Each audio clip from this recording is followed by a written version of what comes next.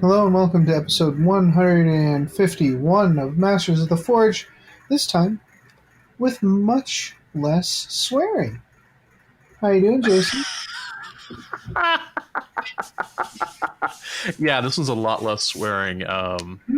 Yeah, because I've decided that whenever we bring in groups of people that we're just going to put the explicit tag on because I've discovered that some of our buddies are wanting to pay us back for the visits that we have inflicted upon them on their podcasts. So dare they?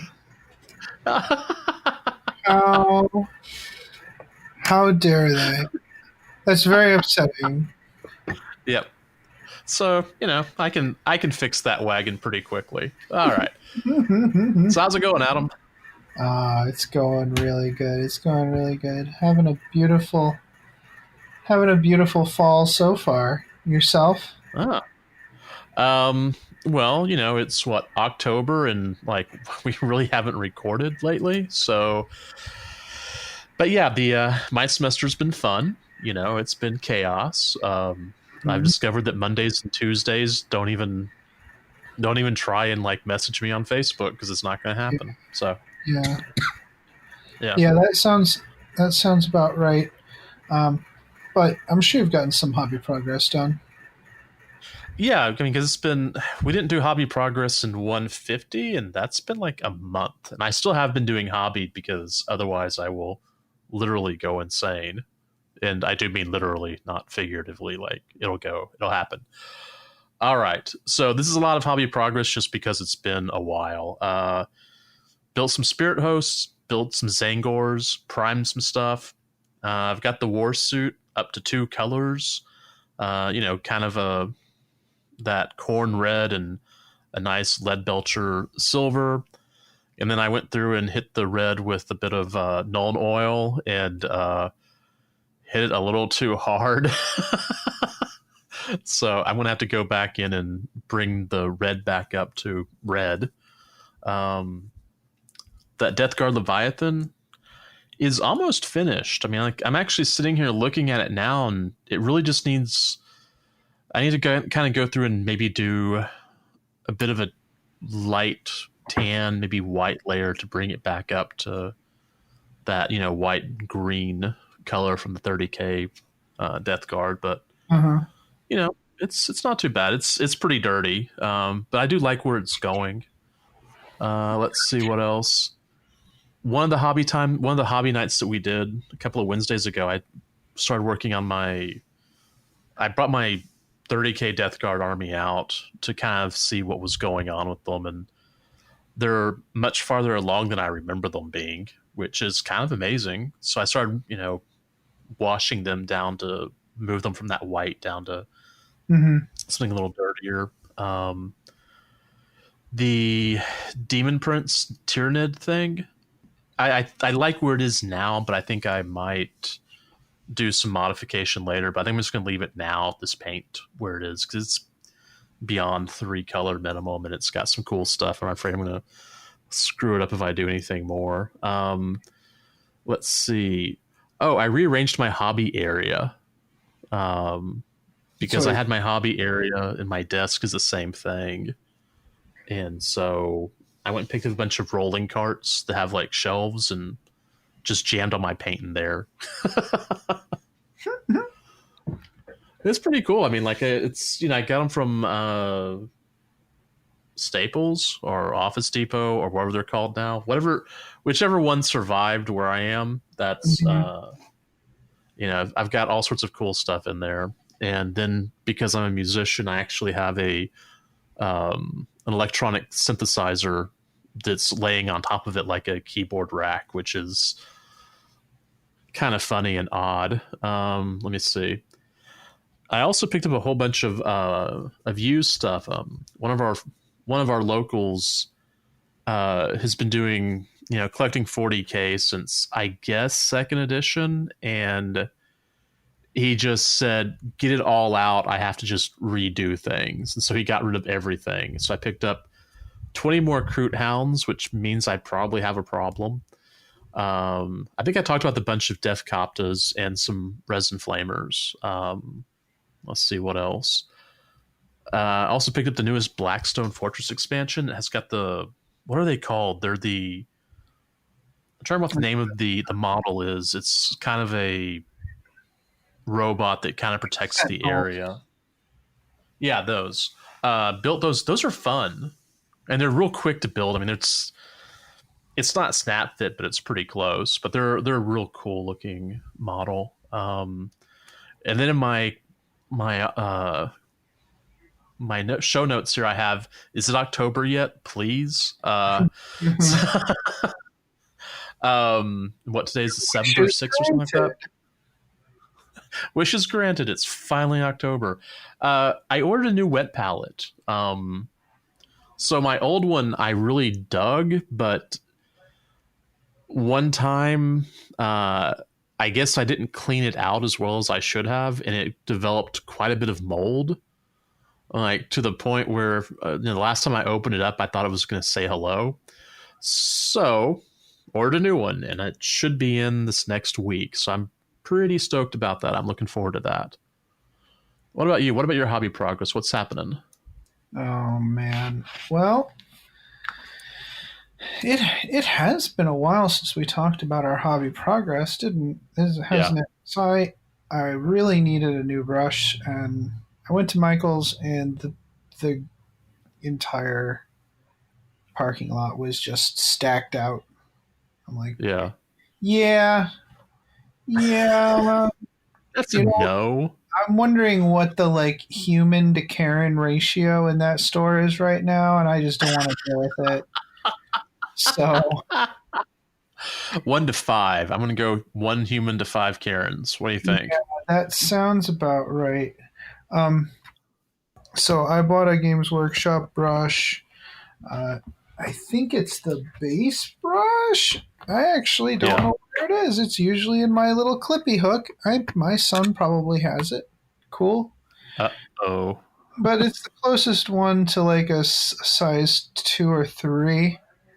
More like a size 3 brush. But I did Yeah, I did notice that it doesn't keep a point like other size, high quality size 2 and 3 brushes do.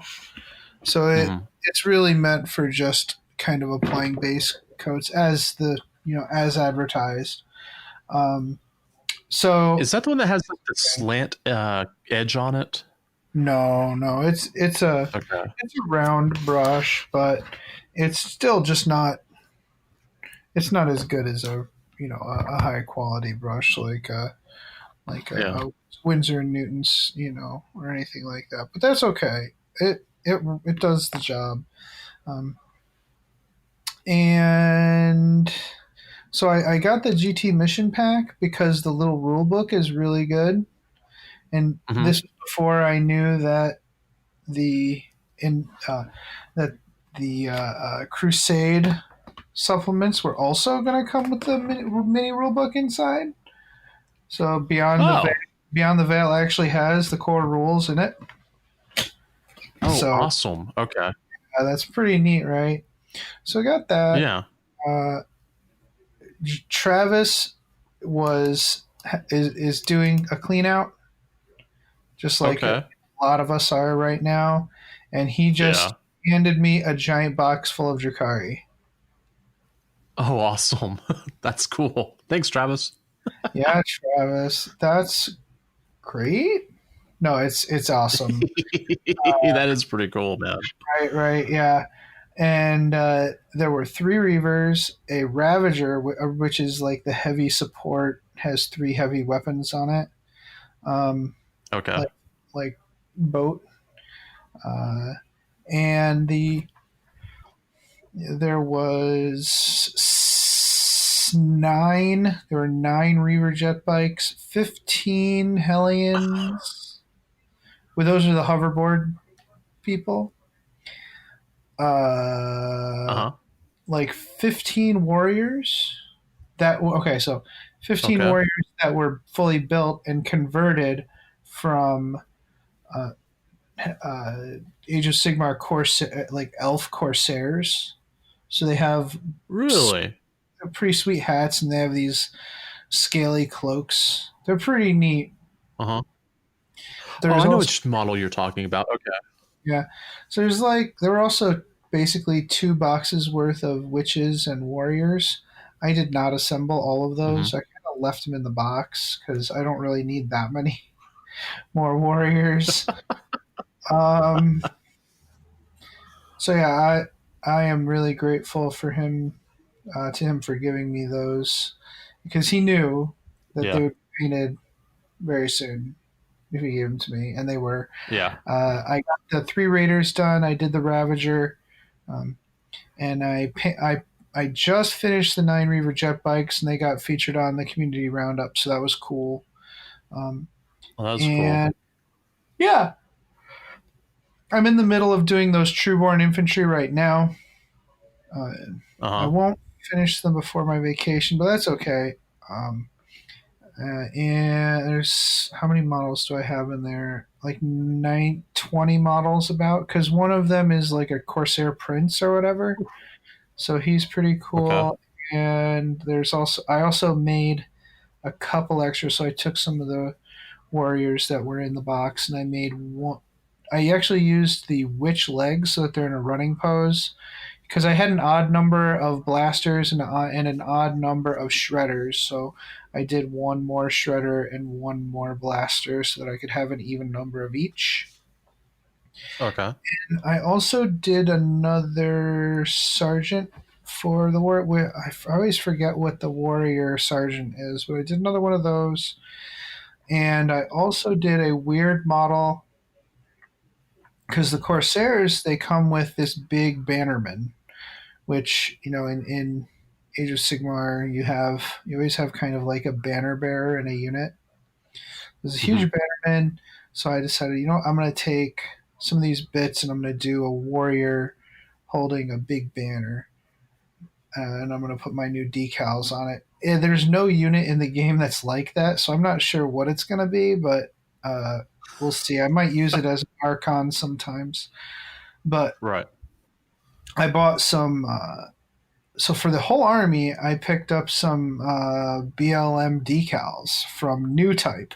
New Type is like a manga, like gunpla, I think they call it. It's just basically Mm-hmm. giant robots. They sell giant robot models, like highly detailed ones, and they also sell stuff to customize them and stuff to like decals for them. And the Black Lives Matter decals were like all the profit goes to the NAACP Legal Defense Fund. So I'm like, well, sure. So I bought 2 packs of those, it's really just you get one white decal and one black decal sheet. Mm-hmm. So I bought, no, it was $15 each. Either way, I got 2 sets of them. So I have 2 white sheets, 2 black sheets, and I didn't actually put on like the BLM part of it because why would Drukari use English words? But Right. it's the symbol is a raised fist, so I just added raised fists to all my banners and some of my sails. Some of the sails and banners are divided horizontally or diagonally or vertically. So in those cases, I cut the decals. So I would put, the black portion over the cream color and then the white portion over the red color. That Mm-hmm. works out really well. A fist is easy to divide like that. The only thing is the white isn't white; it's cream on my scheme. So I have to go through and paint over the white decal Oh, yeah. with the Okay. cream color, but that worked out fine. There were a few situations where I was like, well, I guess I have to reline in there, touch it up, especially since I didn't have the best brush for that job. These aren't Mm-hmm. very, like I said, the GW brush really doesn't have the point that I want. That's okay. Okay. I think it looks cool. I like it. And if somebody notices and they're like, hey, that's cool, I'm like, yeah, you're cool, dude. And someone notices it and they're like, you're a jerk, I'm like, I can be like, well, I don't have to play you then. So that's fun. I may actually, so for now, the Hellions are in my out of sight, out of mind box. I have an out of sight, out of mind box where stuff that I don't really have any intention of painting goes. Right. I think having dudes on hoverboards is pretty rad, right? Like, yeah, it is. It's cool. It's pretty great. So maybe I'll do that anyways. But it is Dread Orktober, so I should wait on that. I'm really champing at the bit to do a group photo with all of my Drukhari, like all of them. So I don't know. Maybe I'll do both by the end of October. Sure, why not? So for Dread Orktober, I'm kind of thinking of getting one of those Primaris walkers, either the Invictor or something else. Mm-hmm. What's the other one? There's the Invictors, the Warsuit, then there's the Redemptor, which they've had for a bit. Yeah. So I might get one of those kits and make a Def Dread out of it. I might get one of those kits and buy a Def Dread and mix and match them, Or I could get get an Invictor and a Dreadnought and a Def Dread. And I have plenty. Well, if I can get the Warsuit painted and this Leviathan Dread painted, then I'll be pretty happy. Nice. For Dreadtober. Yeah. I do have one Contemptor Dread that's still new in box for the Death Guard that I could do if I have time. I'll have to think about it.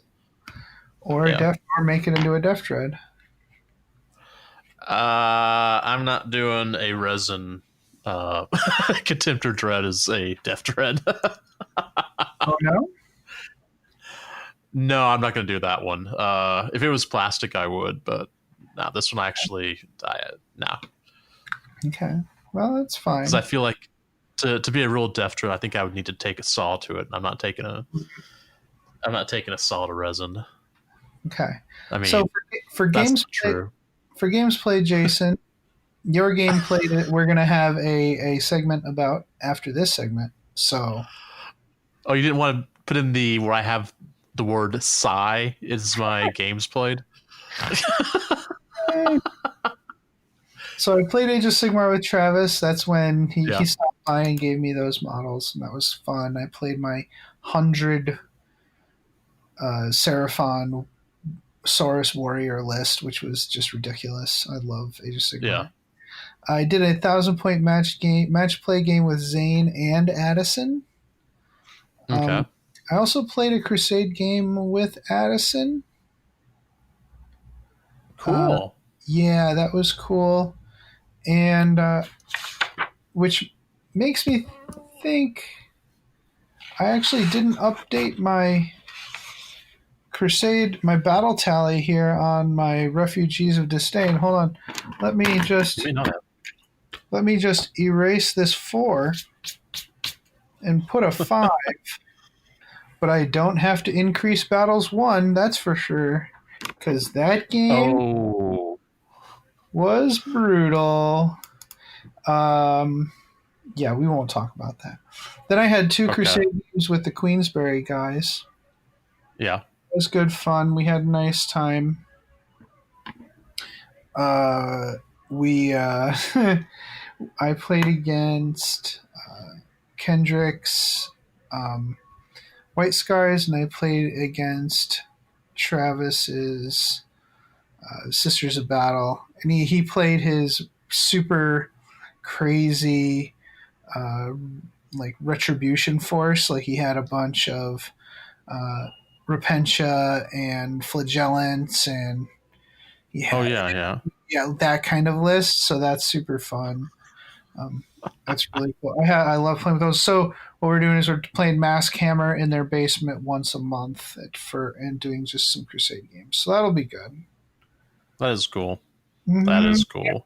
and for those games, we did use the Beyond the Veil mission pack, and I'm really liking these quite a bit.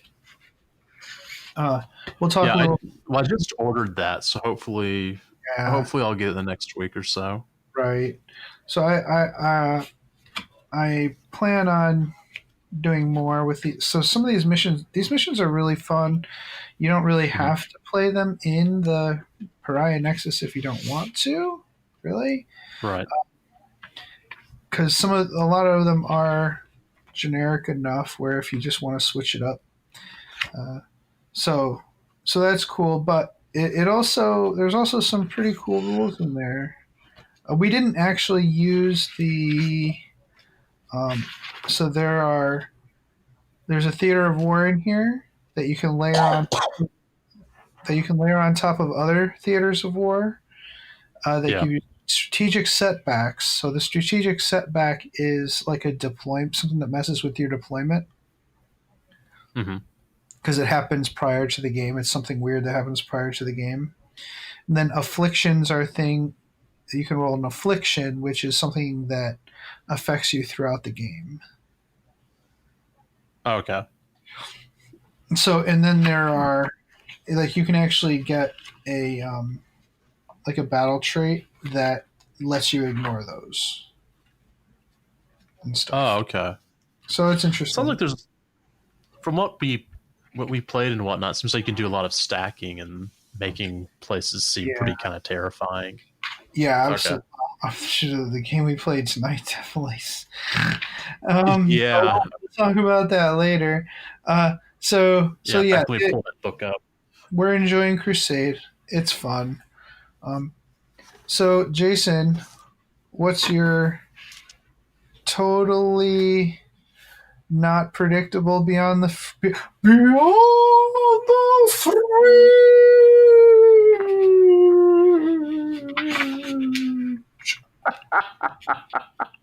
Good. I marked that in the show notes.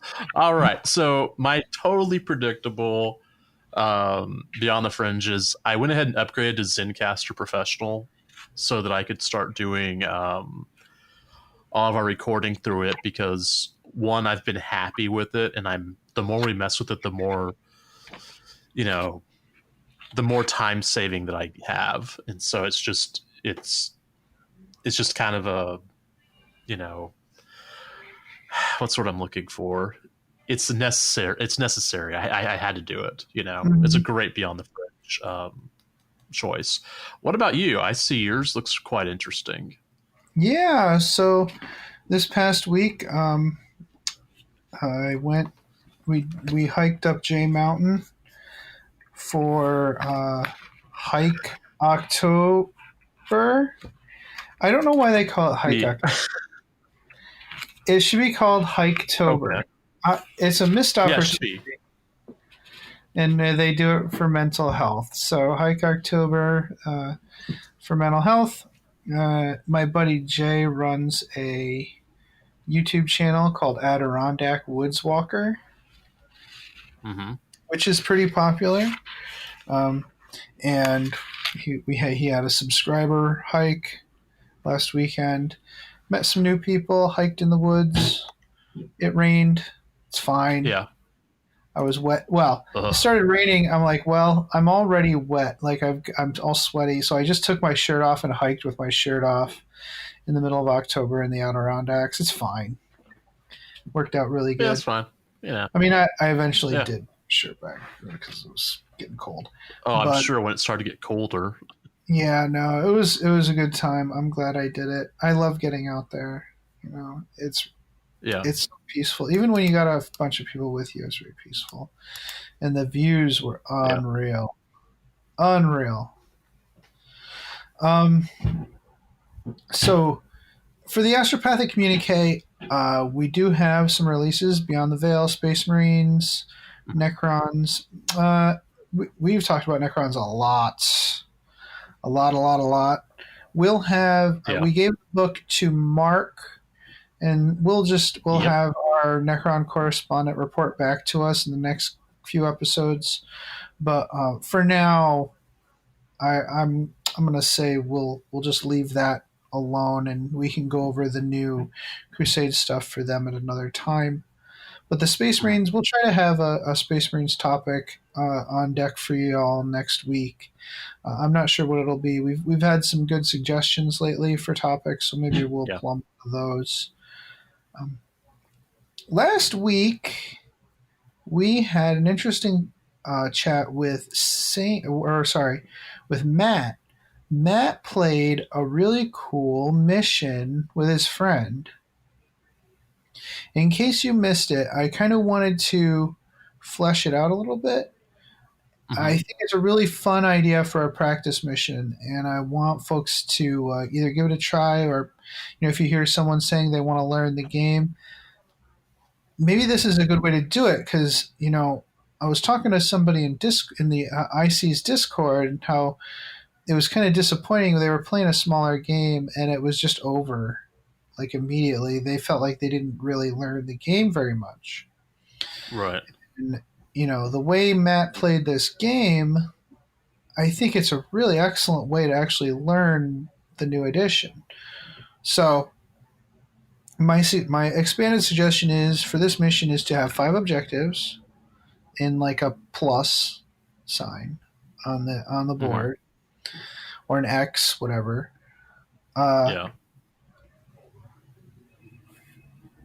You would bring in reinforcements whenever a unit dies. So at the end of your next movement phase, you bring on an amount of power level equal to the units you lost. So if you lose 10 power level worth of units, at the end of your movement phase, you bring on, through reinforcements, 10 power level worth of units. Mm-hmm. So the more power level you lose, the more you bring on. So you bring on. Suspend the maximum VP per. So normally you can only score up to 45 VP in matched play for primary objectives, and 15 each for secondaries. I would just suspend that. Don't worry about it. Go as high as you can. For the objectives, it would just use hold 1, hold 2, and hold more than your opponent. Mm. Suspend the maximum game length, so play as many game turns as you can, or battle rounds as you can. If you have 5 hours, play as many games as you can in 5 hours, or as many battle rounds as you can in 5 hours. Just make sure each player gets the same number. Yeah. So whoever that's pretty close to, that's like Apocalypse, Oh yeah, it's a lot, but still, only play it. I would only play it at like 50 power level or something. Yeah. And then I would say, decide how many secondary objectives you want to do.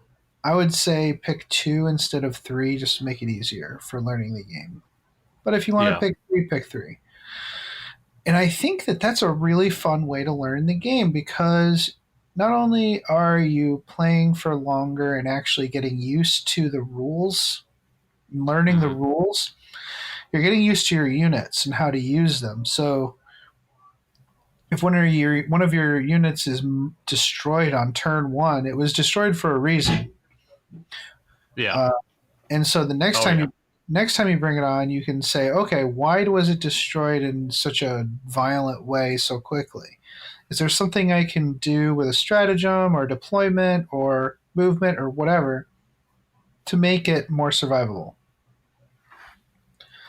So, learning your units, learning your army, learning the rules, you get to do that when you're not stuck just playing 2 turns and it's over. Yeah, definitely.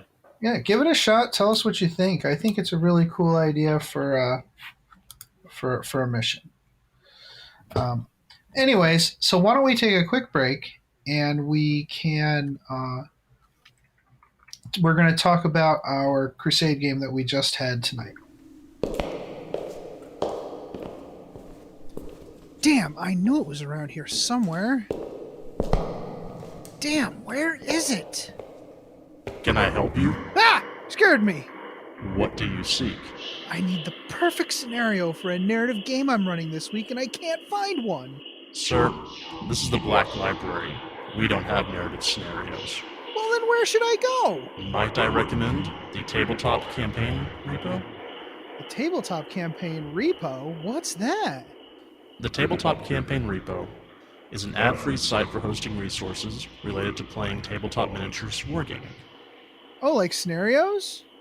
Absolutely. Also, event packs, custom objectives, tracking sheets, custom terrain rules, maps, icon packs, award templates, and more. Oh, and this is for Warhammer 40k? Among other things, there's also Age of Sigmar, Kill Team, Warhammer Fantasy Battle, and others. They're always open for content submissions for any system, even non-Games Workshop materials. Oh, that's awesome. It sounds like a great way to save all of this great content the community makes. A lot of that stuff often ends up disappearing into a dead message board or Facebook group. Exactly. It's a real community effort. Great. So how do I get there? Just go to that webway gate marked tcrepo.com. tcrepo.com. Got it. Can I ask you one more question before I go? Fire away. This place is really easy to find. How come Aramon can never find it? Oh, because it's more funny that way. Oh, yeah, clearly. Once again, the Tabletop Campaign repository can be found at tcrepo.com, and they're always looking for submissions. Greetings, mofos. Are you out of George Dickel number 8, staring at a broken chess machine? Don't want to spend the rest of the year tied to that couch? Well, why don't you head on over to the 1 Hour a Night Facebook page and see what exciting stuff is going on there. It's a place to post all your daily progress in the hobby grind, as well as receive and give positive feedback. Also, there are usually a few interesting challenges going on. That's right. All you have to do is search for 1 Hour a Night on Facebook. That's numeral 1 hour a night, all one word. Blood serum tests will be administered prior to approval. Se til helvete og kom dere vekk. Det ikke ei bikkje, det en slags ting. Den imiterer ei bikkje, men det ikke det. Kom dere vekk, idioter! What he said. Welcome back. So we had an awesome game of Crusade. What happened is we decided that after our battle in the webway, I retreated to lick my wounds, and we did get this Beyond the Veil mission pack, so we thought it would be cool to actually play one of the missions and actually play in the Pariah Nexus. So my army my Crusade force is made of Cabal and of Witch Cult, but they're not together yet. They aren't working together. So if I play Witch Cult, if I play a game, I'm either playing just Witch Cult or just Cabal. But I have a couple units of hired guns, some mercenaries in there that I can kind of use for both. Story-wise, they probably should only be with one, but I'm fudging it a little bit. So I'm looking to get them together. So we decided that we had a strange communication come from the Materium into the webway, and we both picked it up. I was thinking, for me, it might have the signature of the Archon that my succubus was seconded to in the Pinnacle of Disdain before they tried to take over and had to escape. Now, you were saying you were working on a hobby project, right? Yeah. I have a Bastion that I picked up earlier this year, or maybe it was last year, and I was wanting to I need to build it first, but to turn that into kind of a almost wizard's tower for this exalted sorcerer. Nice.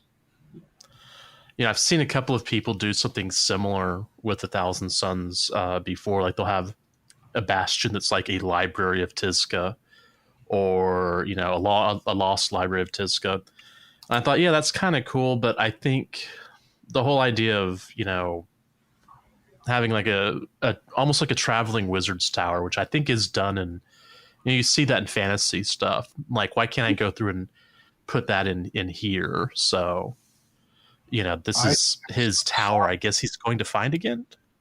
Yeah, I love it. And in Tabletop Simulator, we could actually use one of the wizard's towers to represent it at some point. I think that'd be okay, cool. Yeah.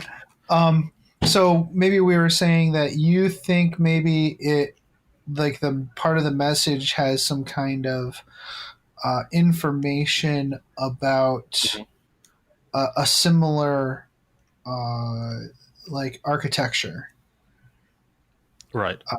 And so yeah, so we're both trying to find out the location of this signal, and we eventually figure it out. When I arrived, when the witches arrived there, when my succubus arrived there, she did find like a scattering of Imperial resistance on the world, but most of the Imperials had succumbed to the Pariah Nexus, to the mind befuddling nature of the Nexus. They only had some Space Marine resistance, which they had to quickly escape from, and some which drove them into the teeth of some somewhat crazy Sisters of Battle.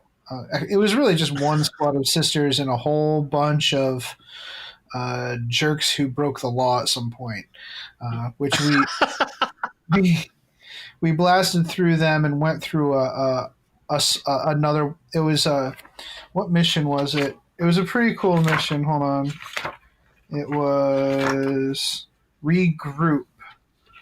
Okay, which has like a regrouping zone in the center that you're trying to get into. So we were thinking it might be actually like a webway gate. So I escaped through that webway gate only to find myself near the location of the signal where I found my true enemy, which is the Thousand Sun Sorcerer. All around this region, though, there were a bunch of disruption nodes disrupting the signal. So we both decided we needed to try to disengage the turn off these disruption nodes, deactivate these nodes. So we played Combat Patrol Mission Anomalous Readings from Beyond the Veil mission pack. We had a somewhat of a missed opportunity here. Spoiler alert: we didn't actually decide to just cooperate and turn off the nodes. We could have done. No, that's true. No, because if I don't destroy you, then you will get it. That's true. I wouldn't want to agree to that, because what if you defeated me in the battle and then you went after my Archon? And there is a level of loyalty there that is not quite the same as for a standard Cabal and Witch Cult relationship, because of the way that I'm running the army. So, Anomalous Readings is deployed long ways, 12 inches from the center of the battlefield. Along that center line, there are two objectives that are 9 inches from the center of the battlefield each. On Tabletop Simulator, we put two big obelisks for the towers, which makes a lot of sense for, it's Necron technology. You can deactivate a node by being within engagement range, or within range of it, within 3 inches. Perform an action with one infantry unit that isn't a character, which made it tough for you because we had the one unit of pink horrors. Yeah. So go ahead. Well, I was just going to say is you definitely knew that I did not tailor my list for the mission. No. Not even close. The mission objectives were control one or more objective markers for 10 points, deactivate a node, 10 points, and destroy a unit that was within range of an objective marker, 10 points. So it's funny. Even if you deactivate a node on a 1, you roll a dice at the end of the turn, and if you roll a 1, it reactivates. Yeah, that's right. Okay. Yeah. So we decided to do this on a what kind of world did we do it on? A derelict world. There's a derelict world from the Pariah Nexus. Right. Which is really, really cool, or a cool theater of war. Because it had a couple of different things. There was VoxNet interference, which we both forgot. We weren't allowed to use command rerolls. Oh, that's right. The generic special, which I didn't even ask you about that. But we did roll for combatant condition, which we took as to walk amidst the ruin. So there was a bunch of, we had to trudge through terrain and stuff. So we needed 3 dice to charge. It was rough. Yeah, that was a rough one. We rolled for our battlefield twist. We had starved guns. After a unit shoots, roll a 1, or roll a dice, and if you roll a 1, you can't shoot next turn because you have to reload, I guess. And at one point, we were like, so the pink horrors need to roll? I rolled it anyways. In the Pariah Nexus, though, it does actually kind of make sense that they might reach for the power and it's not there. Yeah. And then the next one's environmental conditions. And this one was funny because tectonic instability. And so ancient mining operations have left this world hollowed out and crumbling underfoot. So all infantry, their movement was halved. On a D3 roll of 1, but I was rolling it, so therefore, pretty much the whole time. It was funny. It was funny how often. Well, we had 5 turns, and I think it was active either 3 or 4. And so my pink horrors literally barely made it to the halfway point of the board. And that's charging and, just advancing. I was just trying to get as far as I could every turn. And there was a couple of turns where I think I moved 4 inches, So, yeah, that was rough. That's awesome. And there were 2 stratagems. One that I used a bunch. The desertion, 2 command points. The enemy unit doubles the number of models that flee that turn in morale, or when they make morale checks. So, you actually have to do it at the start of the phase. So even if your opponent doesn't fail, it's pretty expensive. It's even at this smaller game size, but it did actually end up working really well against the horrors. Yeah, it did. It actually took out an additional 2 or 3, I think. Yeah, 5. 4. It was 5. Okay. Wait, no, not 5. It was 4. That's an odd number, and that would not make sense.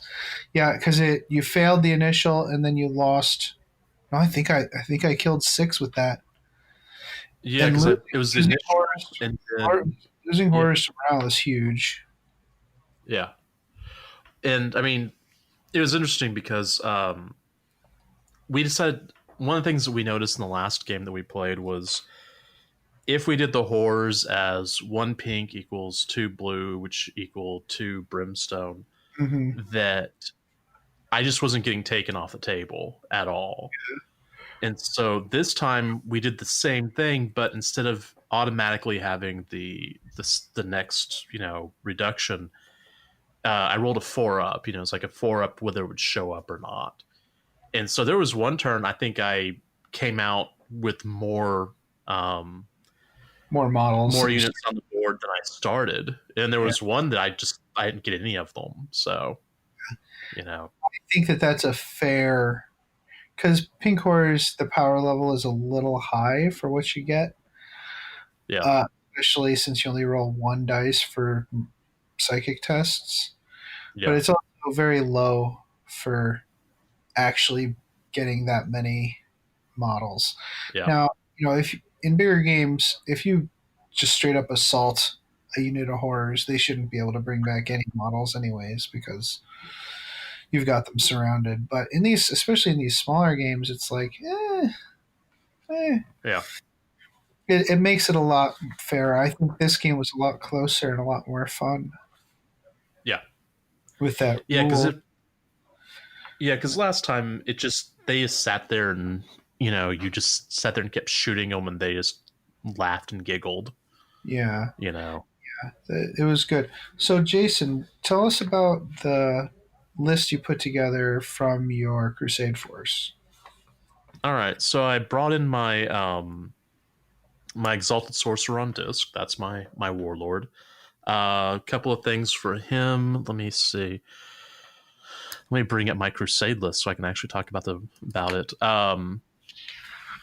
He's actually this is like his, according to my paperwork, it's the second game, but I think he's played more than that.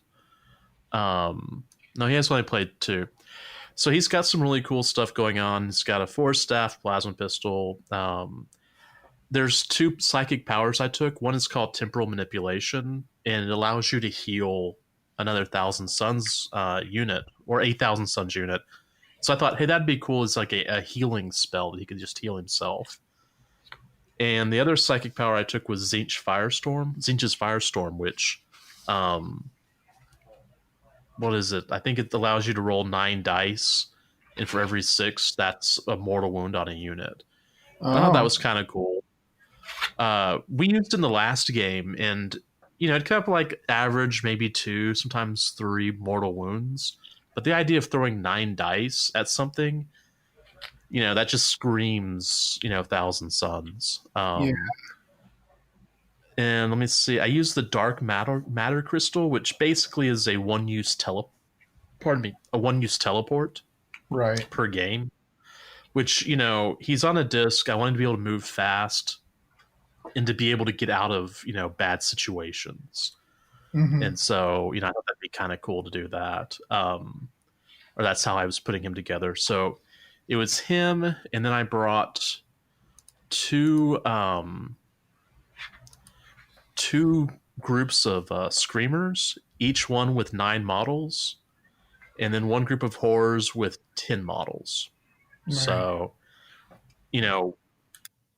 what I wanted to do on this list was definitely have something that was fast moving. It's kind of what I was looking at. Mm-hmm. Yeah, because you're intercepting. I should have probably brought a different one. Say what? Because you're intercepting that signal and whatnot. Yeah. Well, that was what I was going for. Was fast, get in there. Almost like a raiding force. So, right. I mean, obviously, that's pretty much what I had, which makes sense because Drukhari. So I took my Succubus, 110, the 10 witches in a raider. One of my raiders, I have 1 witch cult raider and 1 cabal raider. So I put the 10 witches in a raider. I bought a venom for my Succubus. I bought a squad of Reaver jet bikes to accompany those vehicles. And I also ordered a squad of witches to arrive via webway So, the way I've always been kind of playing this is that they either come on the battlefield with a vehicle or they VoIP in through the webway. There's really no other way. It's a raiding force. They're not going to just be kind of hanging out, right? So I thought that made a lot of sense. I was 1 Crusade point higher than you, so you started with an extra command point. So in general, what happened was you pushed on both objectives with your screamers, one on each side. Yeah. I chose to focus more on the side that had the pink horrors next to it because I didn't want you scoring the primary objective. Right. Fortunately, your warlord, your sorcerer, was on the one opposite the pink horrors. Yeah. Yeah. So we fought it out, and basically scoring 10 points, 10 points, 10 points, 10 points. Just for holding one objective continuously throughout the game.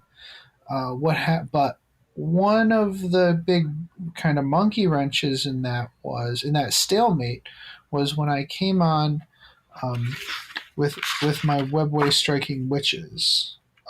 They were sorry, I'll get their name in just a sec. Nissa's Flayers. Now, Nissa's Flayers had won Mark for Greatness in the past. They've actually played 4 battles and survived 2 of them, which is actually kind of a miracle when you think about it. Yeah. So they had won the Battle Armor Fleet of Foot in the past, which gives you +1 movement, +1 charge.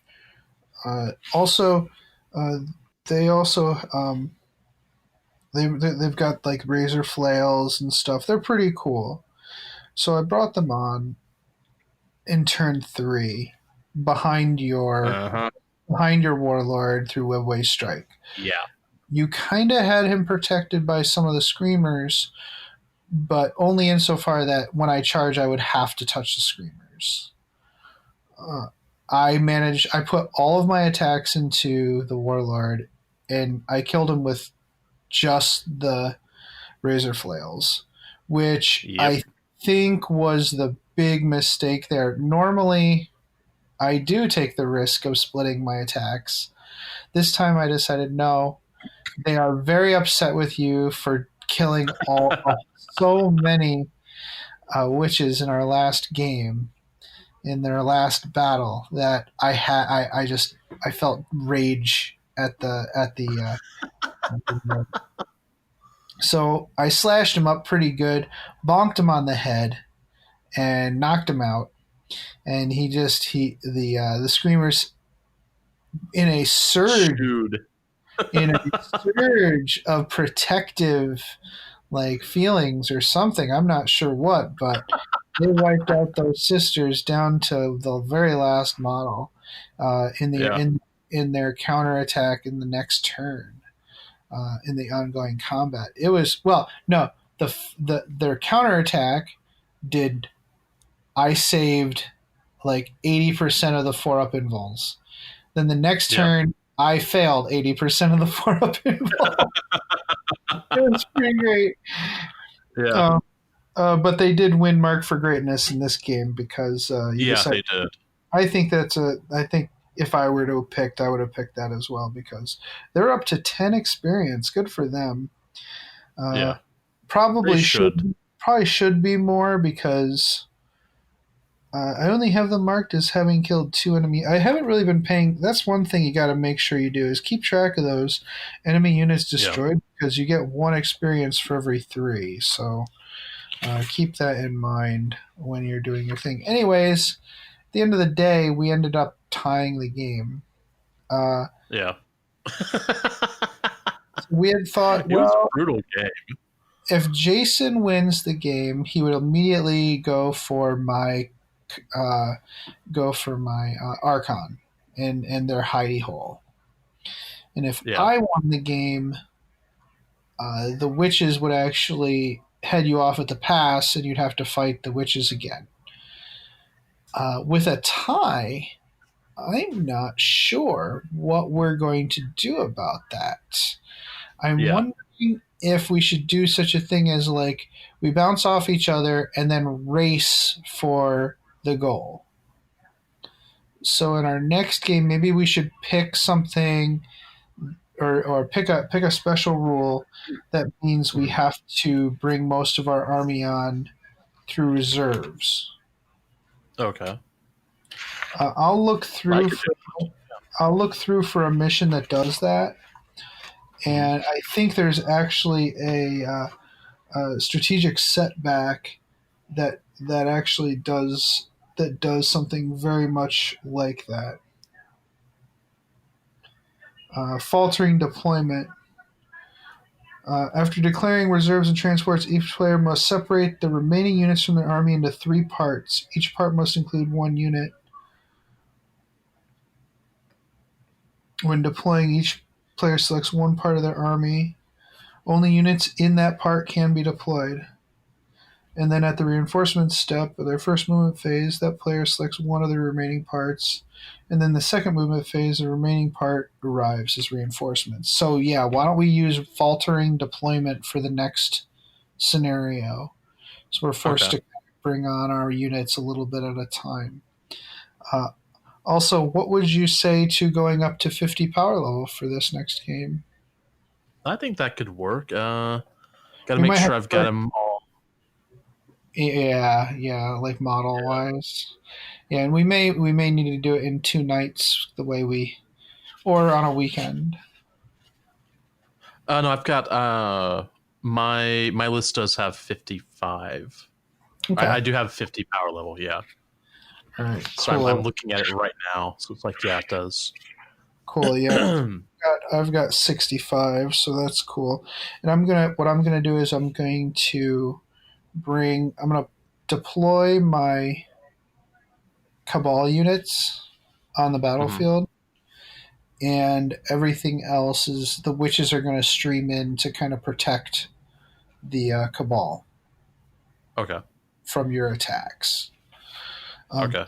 Also, with I know during your game you were saying, it's really interesting that this is a very seismically active planet, right? Yeah. In the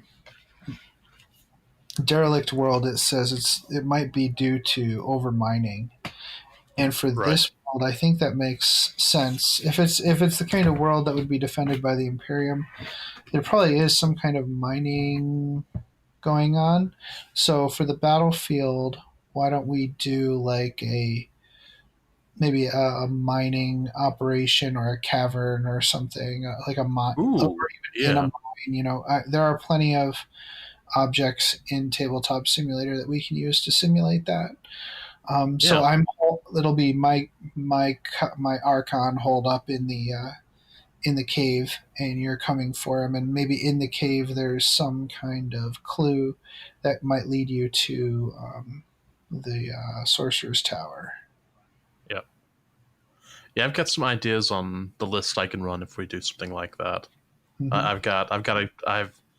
I'm looking at my Crusade list and thinking, I could do this. That could be fun. So, yeah. You know what would be interesting? What if it's not like the location of this wizard's tower? What if it's information on how to build, grow, or summon your own? Ooh. And then we could do missions later, like where I'm trying to stop you from building it. Okay, we could do that. That would be fun. We could do that. Yeah. Okay. Although I'm still on the model I'm building, I'm still taking those Aquillas off though. Those are gone. Clearly. Yeah, I just have to work on my marble technique. Yeah. So for your Mark for Greatness, I chose the unit of horrors.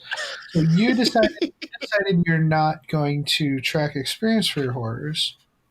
So I said, hey, do you have a Herald of Tzeentch in your army yet? And you said no. And the last model remaining was a pink horror. In that one single pink horror in that unit was the last to die. And I was wondering, what if that pink horror was slinked away, actually managed to survive this fight and became a Herald. So, because it slunk away and like tattled on your sorcerer or something. So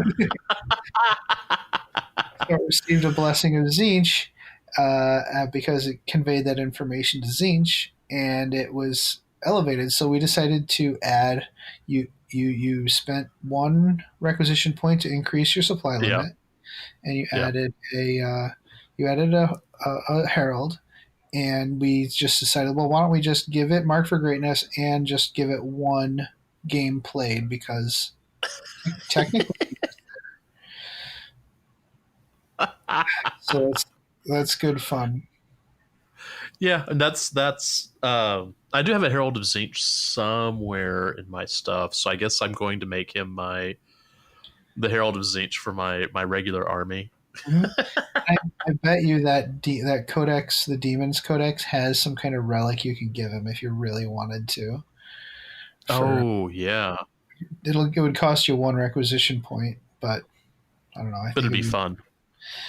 As for me, I did manage to. I wiped out 1 so I did have some requisition left over last time, but I didn't actually remove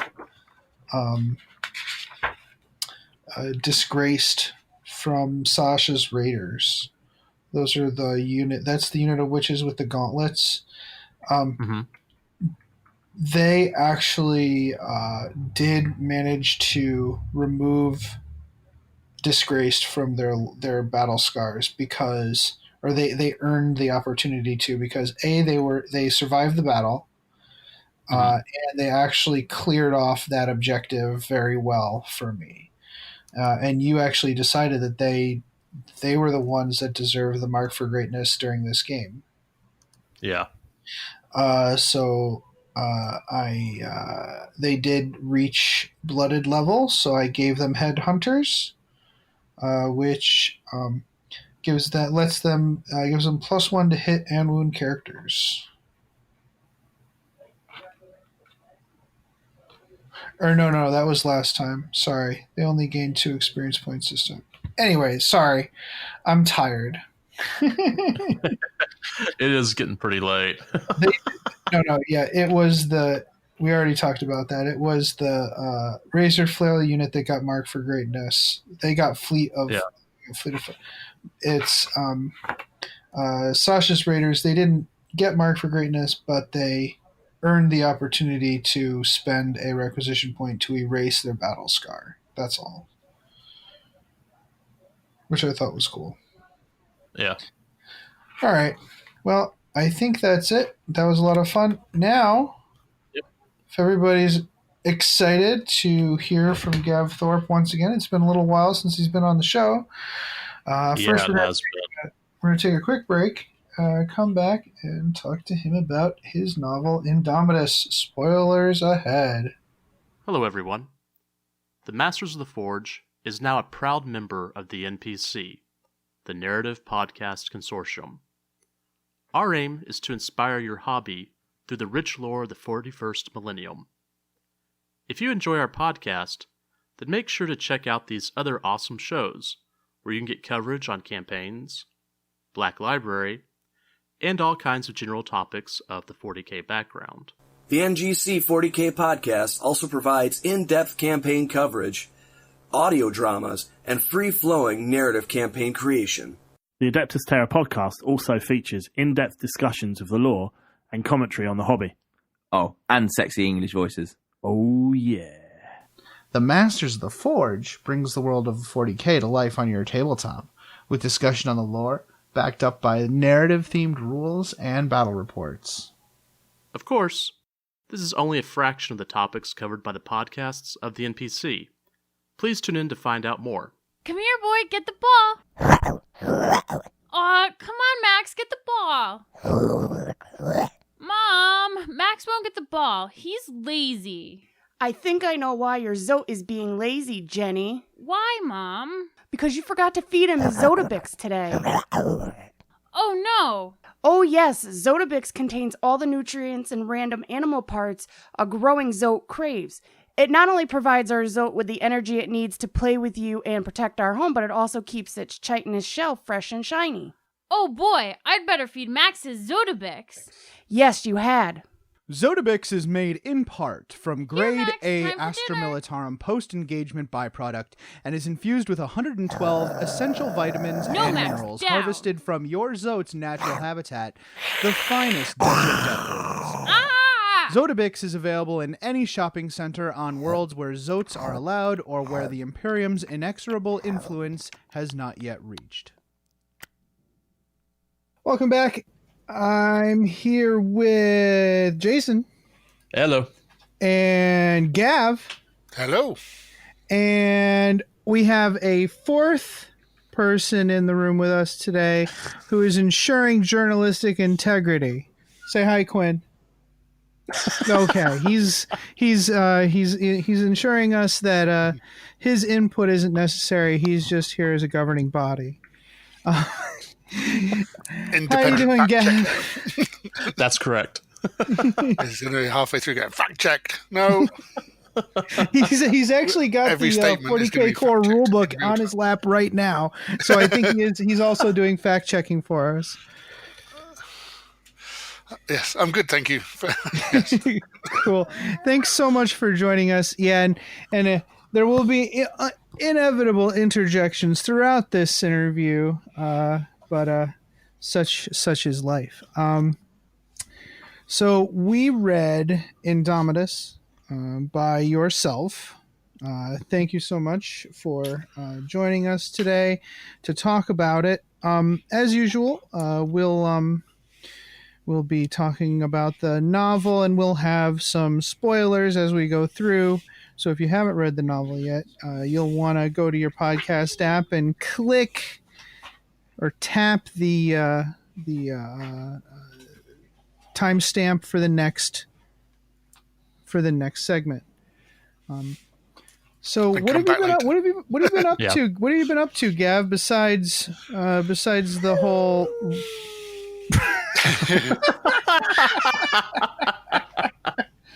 Oh man! Love it. Besides the whole writing novels thing. Well, not a lot really, given circumstances. Yeah. Yeah, not a lot of gaming. To be honest, some people have been like, "Yeah, I got loads of painting done." And it's like, no, I haven't really done that either. Maybe. Although I've started or restarted a role playing group, so doing that that was kind of cool. Got back doing that online. From a group we stopped a few years ago, and then we were going to get back together. And actually, funnily enough, being in lockdown and forced to go online made it possible rather than trying to arrange a physical meetup. So that's going all right. So I was just before the world exploded. I was just really getting into Warcry actually. On that side of things, and really excited to see the new stuff coming for that. Actually, some cool the Catacomb stuff. So kind of on the gaming side, but yeah, it's been fairly quiet. Just working, writing stuff. You may have seen another book announced recently about a certain historical character linked to the Dark Angels coming out. All right. So we'll chat about that one another day. Yes, we will. Yeah, especially we will. That's kind of your wheelhouse, right? But yes. Dark Angels. Yeah. But yeah, aside from that, also just backing Kickstarters that aren't going to arrive for another 2 years. Hey, lots of solo role-playing games and things, which of course by the time they arrive, well, maybe I'll actually meet other people. Nice. So, The Warcry campaign system is really interesting, and it looks like some of that was what has informed the Crusade rule set for 40K too. Yeah. Which is really interesting. No, I think I've not tried it, but looking at the Warcry system, yes, it's because it's all about the story really, which is great. So although there's kind of, you can kind of get bits and pieces for your warband as you go along, and they sort of improve. It's not like Blood Bowl or Necromunda where it is about gaining experience and building up your warband and stuff. It's more about telling their story, and if you want to add models in and stuff, you can kind of do that. I'm very much about it being quite free form. I quite like that as well. You can just kind of play, and then if you kind of win, you get to tick a thing on your kind of storyline. And if they win, they get to tick off one of yours. And at certain node points, you get to play special scenarios. So because it's so quick, you can play Warcry in about half an hour tops. I played with Guy Haley, and it was the first time we played, and we played about 4 games in one evening, including stopping for dinner. So checking the rulebook and stuff. So it's really quick play, which for a campaign, to get 2 or 3 games off in just a single session is really cool. But they seem to definitely kind of riffed on that for the Crusade system. There's obviously similarities there, so that should be fun as well.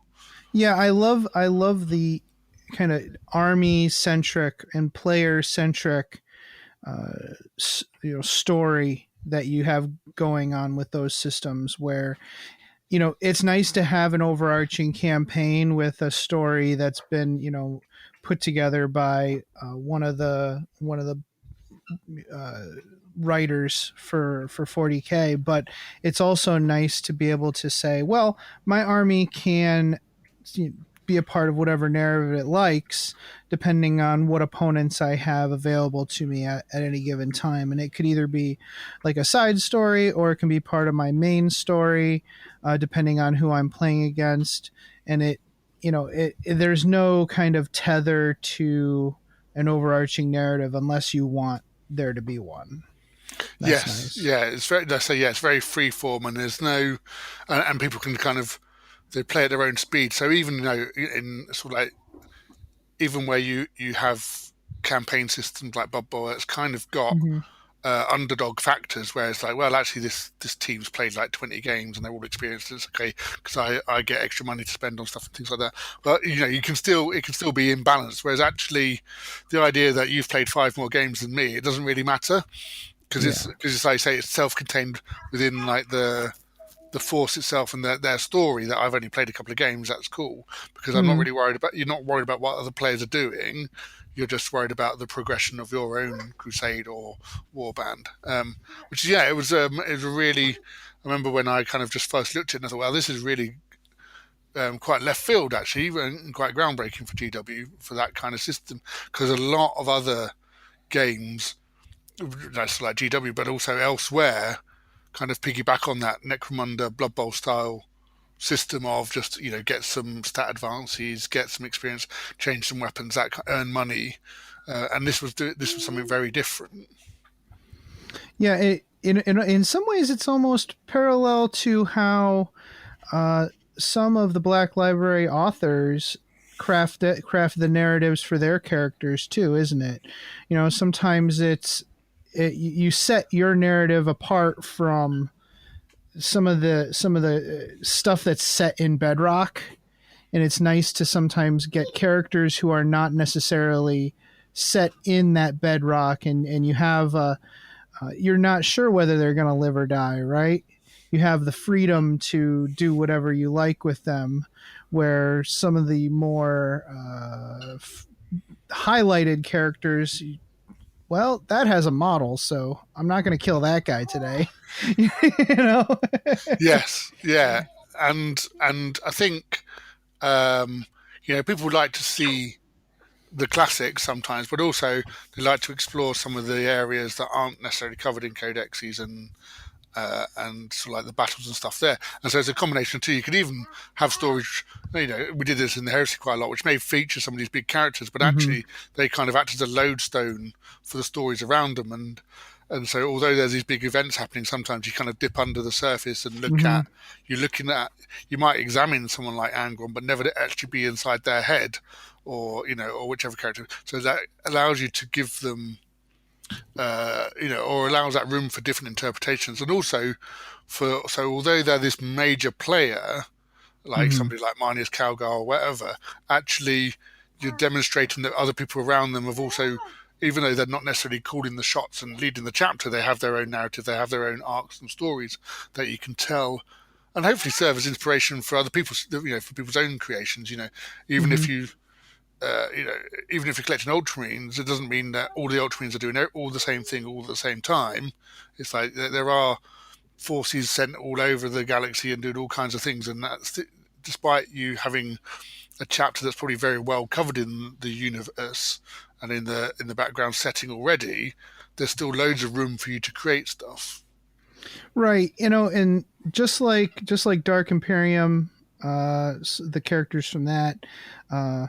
And Indomitus. So you have these characters where the reader doesn't know what's going to happen to them, and there's something very exciting about that. For example, I was really expecting Ischilus to bite it right off the bat. Right. I thought I was assuming that it was going to be kind of a story, but of the lieutenant and the right tenant coming to grips with who should be in charge. Right? I'm hilarious. Coming to grips with who is going to be in charge. But you had the freedom to not have to hook into that narrative. You can do whatever you want. Yes. Is it hard not to create obvious conflict like that? And kind of temper your plot based on the needs of the storyline?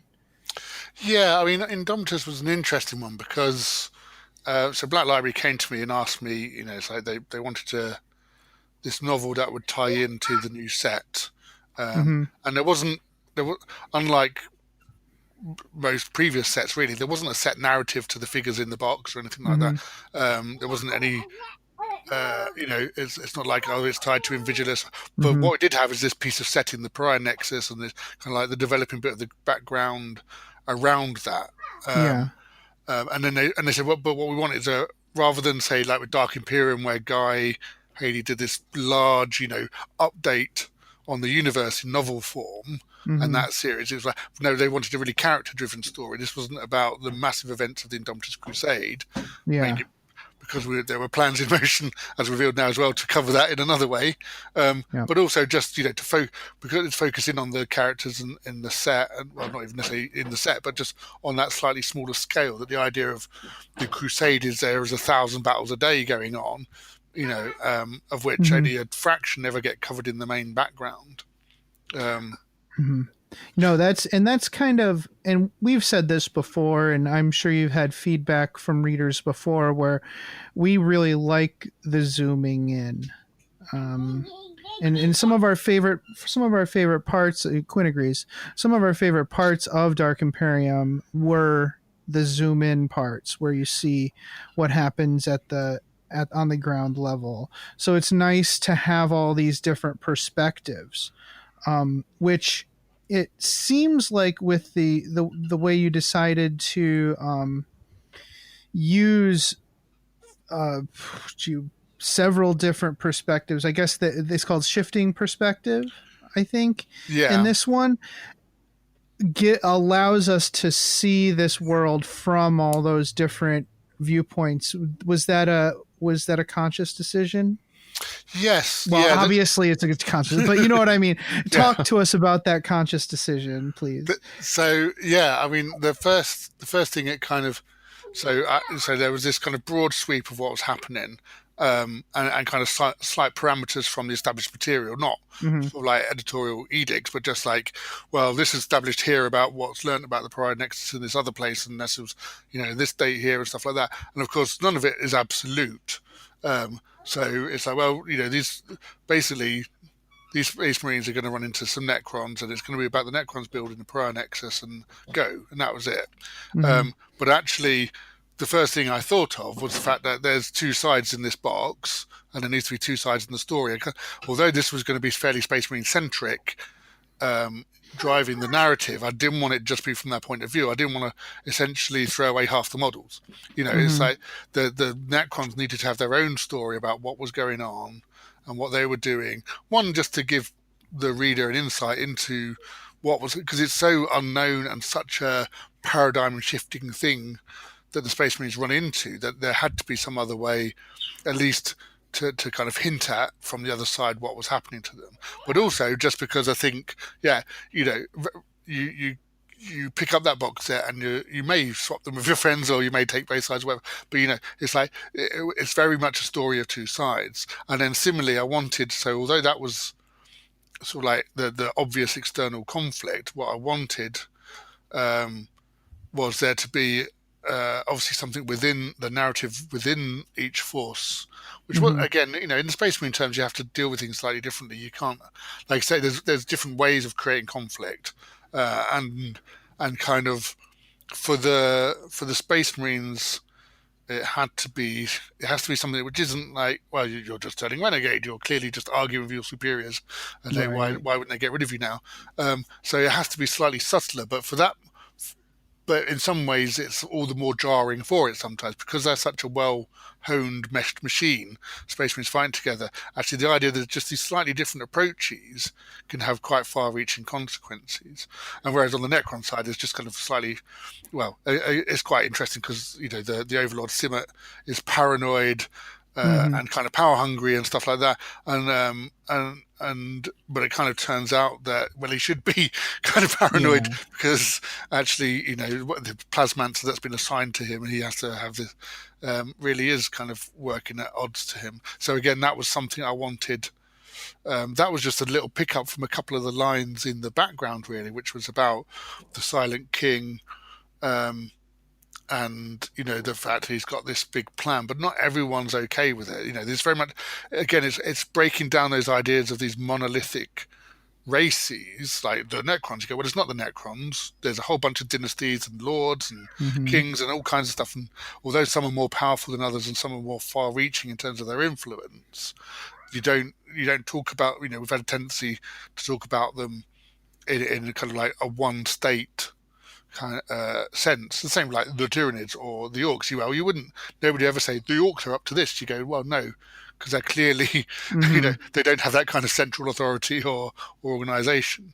And so I wanted to do a similar sort of thing to kind of fracture and kind of stratify the Necrons in the way that this narrative does. And there was and there was basically a couple of lines in there. I think it's the Technomandrites or something, this kind of sect within Necron society that are kind of like they kind of purveyors of the ancient technology and wisdom a little bit, and they're kind of puppet masters a little bit. It feels like there's not a lot about them really, but the idea that they're not necessarily 100% behind the Silent King's plans, and so that kind of gave me well, there's a fault line there. Great, I'm going to be a writer and drive a wedge into that and make that into a story. And so that's what we did on the Necron side. Whereas actually it's much, so it's kind of political, I suppose, but with a bit of a personal underpinning, as we kind of gets revealed at the end. Whereas actually it's very much kind of personalities rubbing slightly on the Space Marine side, and experience, I suppose. That was the fun thing as well, is this is a chance to kind of look at Primaris and challenge a couple of the stereotypes, like the online memes about what they are, and they're not just the new guys. Even at the start of the Crusade, you go, they're still highly trained, very efficient warriors. That was very fascinating how the differences between Prax and Ischylus, and what's the other guy's Nemetis. name? Nemetis. I looked him up just to check before. It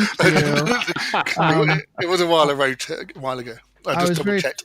I was very fascinated with the way it was described, how they came up, how Praximides came up through the ranks, and the difference between his how everything he takes everything with a bit of pause, while the Ischylus was trained. He was raised up as a commander. He was basically built as a commander. Yes. He went through he went through the equivalent of officer school. Yes, hot housed basically. Yeah. Yeah, and they're the differences between them in that way is great. But even with those differences, there's still Space Marines. It speaks to what you were talking about earlier, where the internal conflict has to be different, not just between Necrons and Space Marines, but also maybe even like Ultramarines and other legions. Right. This is definitely a very, very Ultramarines, internal conflict where they still, even if they have differences, it's very joking. It's kind of a jovial brotherhood rather than an actual malice, right? Yeah, they've still got that.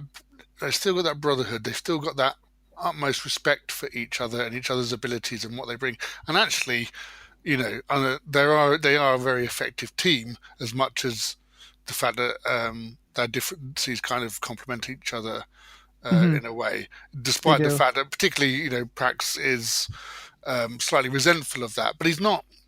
But he's also very understanding of his own shortcomings in certain regards, and so you have to be a bit careful with Space Marines, because in other characters, like in kind of traditional human characters, you can push those things and it becomes jealousy and stuff like that. You're just unlikely to get that with Space Marines, that extreme of kind of feeling, I suppose. But as I say, but just a bit of it, enough, not resentment, but almost just misunderstanding or confusion. It's something that perplexes him about how it's a problem he can't solve. Right. It's more of a problem he sees with himself than an issue with like his superiors not seeing his potential. It's like he's wondering why he hasn't lived up to his own potential. Yes, yeah, exactly. It's like what did they put into the programming of Aeschylus and Nemesis that they didn't put into his almost? And I think that was another thing was particularly with the timing of this, because I think Indomitus is about 9-10 years into the Crusade, so it's not really early doors, and it's not like towards the end, but at this stage these are Ultramarines.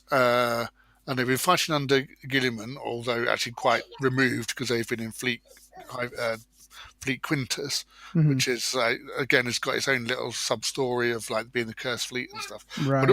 But actually they've probably been quite isolated. There was the Primaris at this stage have not been raised in those chapter cults in the same way that the firstborn Space Marines are.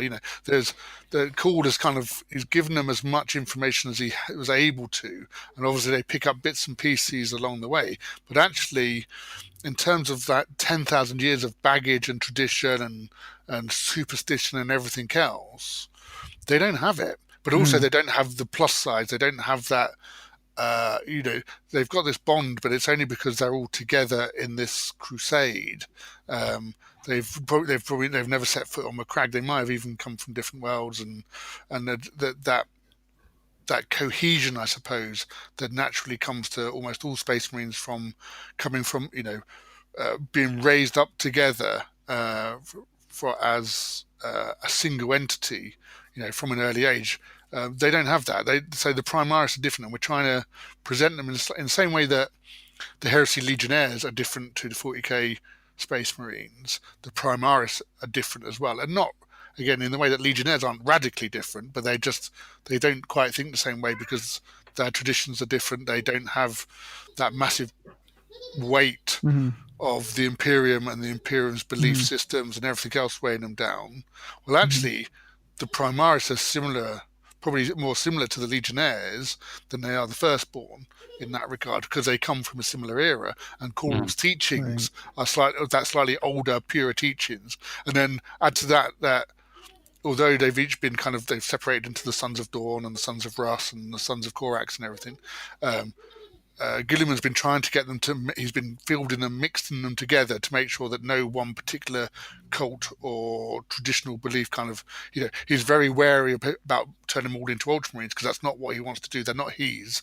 He's kind of borrowing them. Call's created him. He's leading them, but they don't belong to him necessarily. They're the Emperor's troops, and they belong to their own gene fathers and gene brothers and stuff. So you get this interesting kind of cultural difference, which manifests in different ways.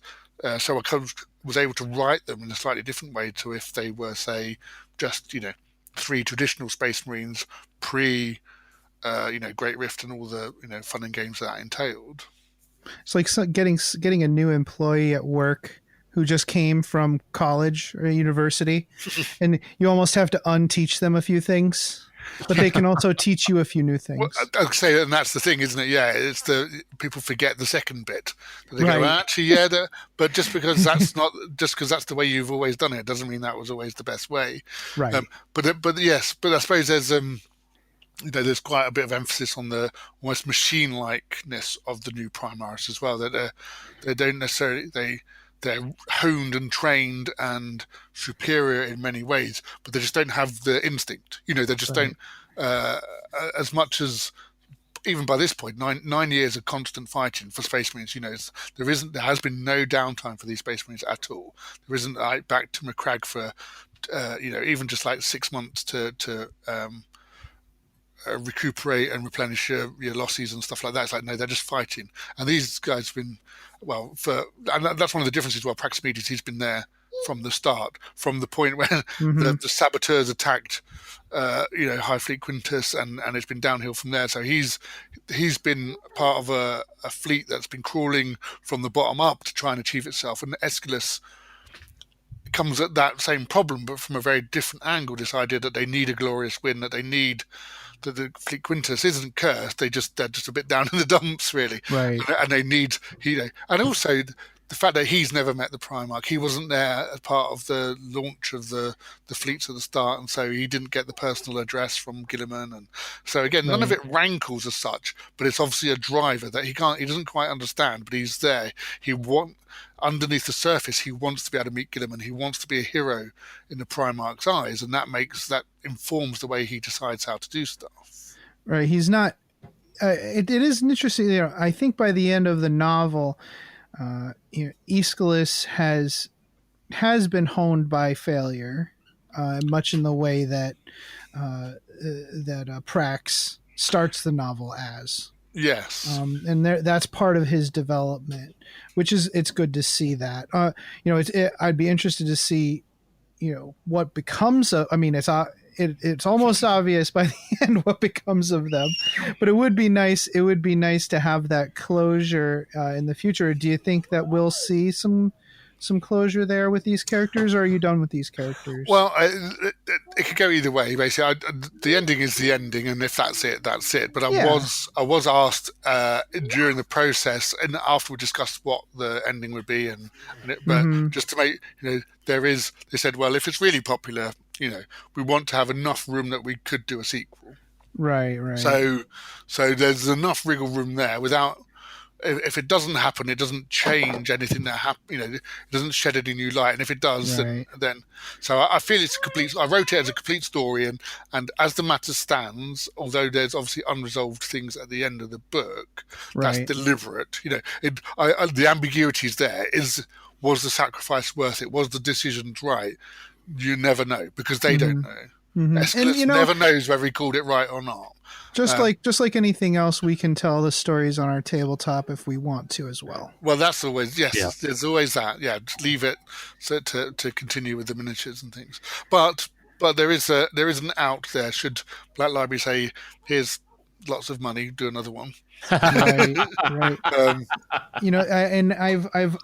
I haven't done it yet, but that Yanari book, I've always wanted to read it because I've heard great things about it, and it's on the Black Library site as part 1 of the Rise of the Yanari series. I'm like, yes, it'd be nice to get more of that too. I'm sure a lot of Eldari enthusiasts would like to see that. Well, that would be great. I mean, there are 2 Inari books now. Oh, there are. I didn't know that. There's Ghost Warrior and Wild Rider. Oh, okay. But but that's it for the time being at the moment. Okay.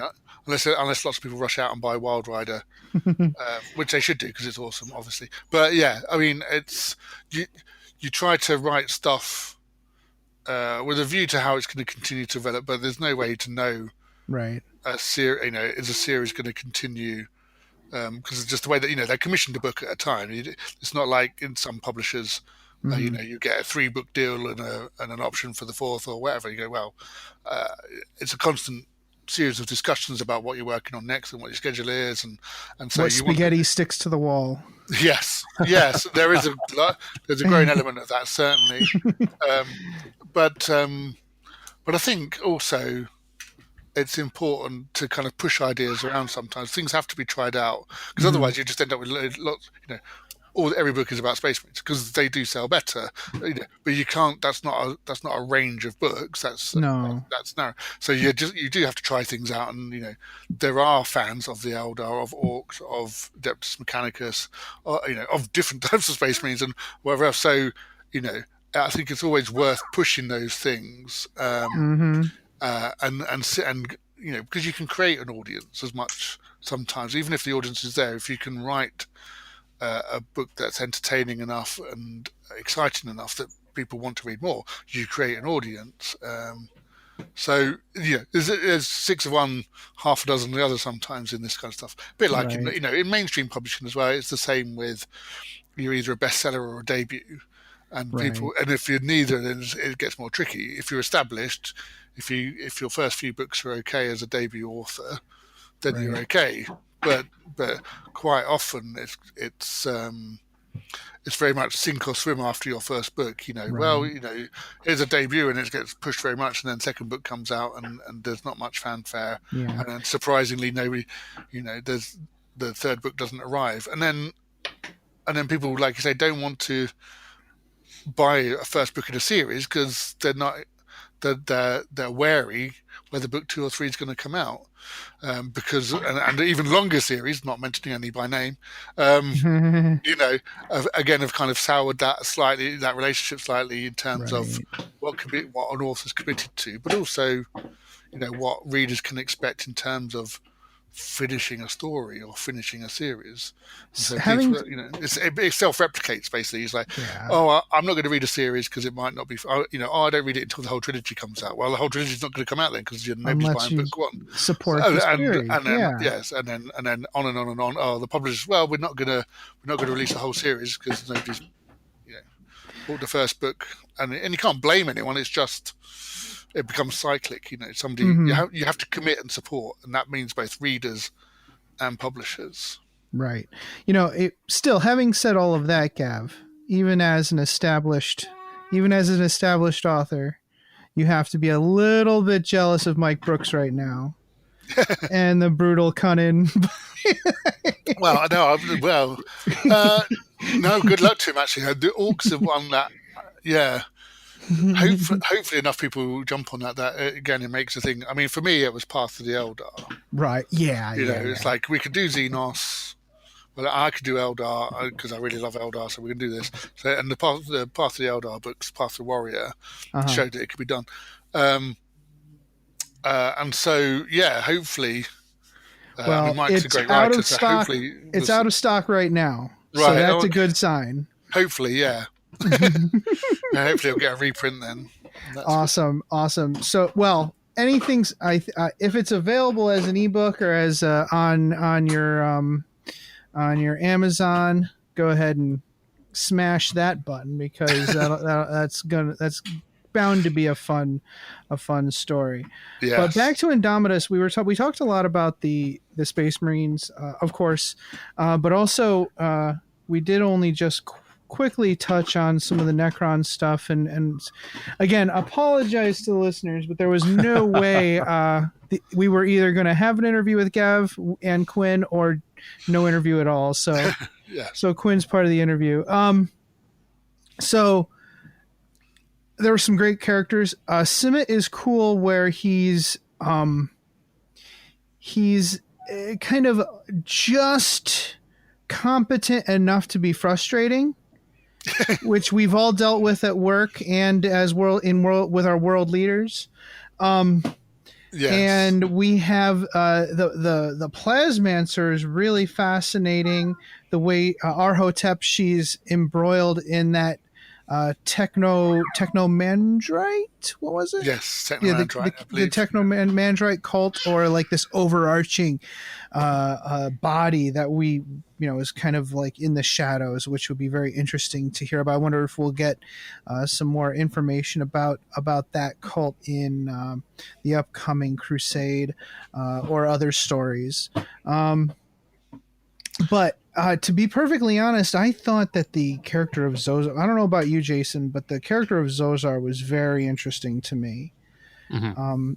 The flashback to his life before the biotransference, I thought was something that we don't see a lot of. At least until this point. I haven't read a whole lot of Necron novels, but I did read Spear of the Emperor and what was the other one? Fall of something.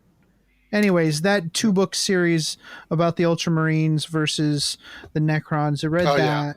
Yeah. Yes. And so it was really nice to have some of this detached kind of memory about the biotransference and how it affected him and his family. Zozar, you imply, well, I don't know, that's a little more than implication. Zozar believes he's dead. Zozar believes the biotransference was a failure. He's basically the Walking Dead, and his goal is to make more people dead. Life is pain. I'm sure he has a lot to say about, My Life with a Thrill Kill Cult and other dark, brooding musics.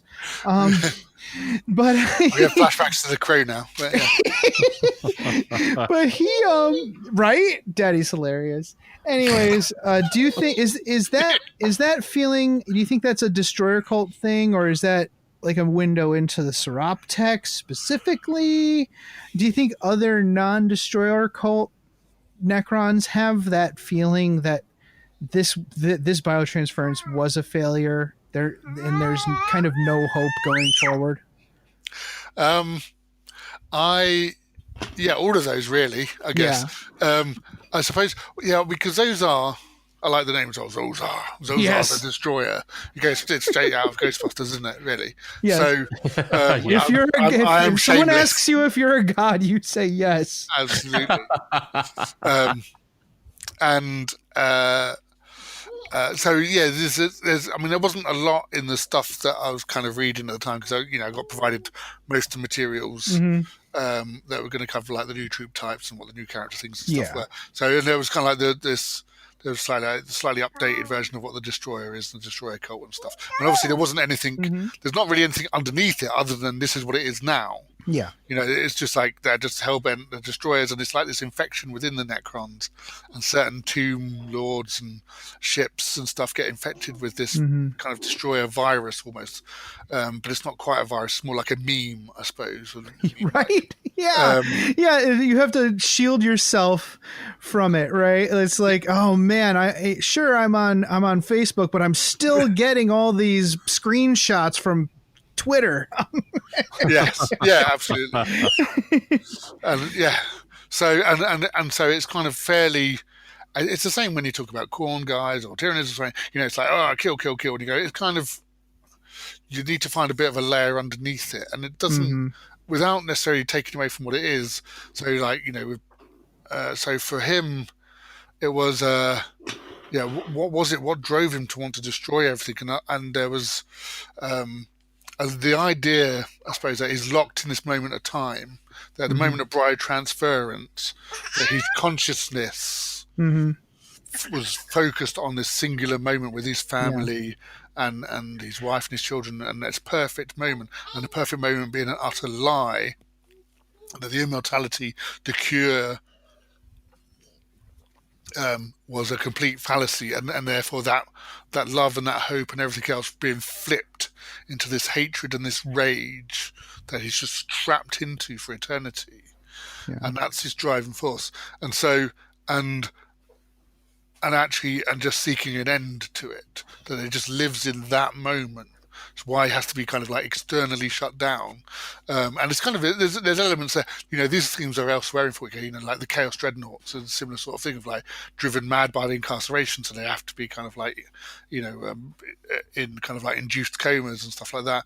And so, or things. So this side, and it makes it, there's kind of like, there's always the cosmic horror element of the Necrons, but actually, that very kind of personal underpinnings of these desperate people who were lied to by their gods and betrayed by their leaders. Nobody knows anything about that these days. And promised everything and given nothing. And actually, in the end, the vast majority of them basically turned to the equivalent of cattle. So just like enslaved, and also just trying to. One of the things with the other characters also trying to think about how it works when, sort of like consciousness remains, but not the soul. So there's thinking and awareness, and intellect, and even the elements that still give them personality, but utterly amoral and utterly divorced from any of the things that kind of like in 40K we associate with the soul. So any kind of like spirituality or any kind of sense of conscience or connection, or any other. So other than like the kind of like hierarchical connections they've got to other Necrons, each and every one of them is alone, doesn't have any sense of their place in the universe because they have no soul. They can't feel this thing that humanity and Orcs and Eldar and everything else take for granted, as much as they might, even Tau with their tiny little soul flickers, they still have this thing, this link to emotion and being alive and animus, and there's stuff that philosophers and like kind of like engineers and everyone else who's people trying to create AI and stuff. It's like nobody knows what that thing is. What is life? What is consciousness? Nobody's ever quite nailed it down. But whatever it is, the Necrons are on the other side of it to humans.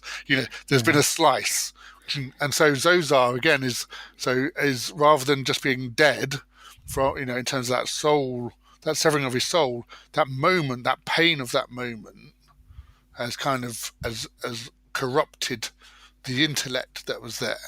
And that corruption, I suppose, can be passed on to others. And now, whether that's like almost the equivalent of a digital corruption, it is like a virus, a computer virus, or whether it's more of an idea, more of a meme, more of a an awakening. It's like actually to be touched by the destroyer is to see the futility of it, or to experience that emptiness, or to understand suddenly that there is nothing to live for, that actually they've been betrayed and all these plans are for nothing. Because even the Silent King is clutching the straws, really. This whole idea of the Pariah Nexus and cutting the thing off from the warp, that's still only a holding pattern to keep Chaos at bay, while they can then maybe investigate how to reverse biotransference. And actually, for the vast majority, that's not even a thing. It's like they can't even remember what it was like not to be how they are now. So it's this questing after a thing that the Necrons hunger for, this thing that they can never have. They can never be living creatures again in the way that they were. And yet that's still that drive for life, that personality to be alive underpins everything. Which kind of, again,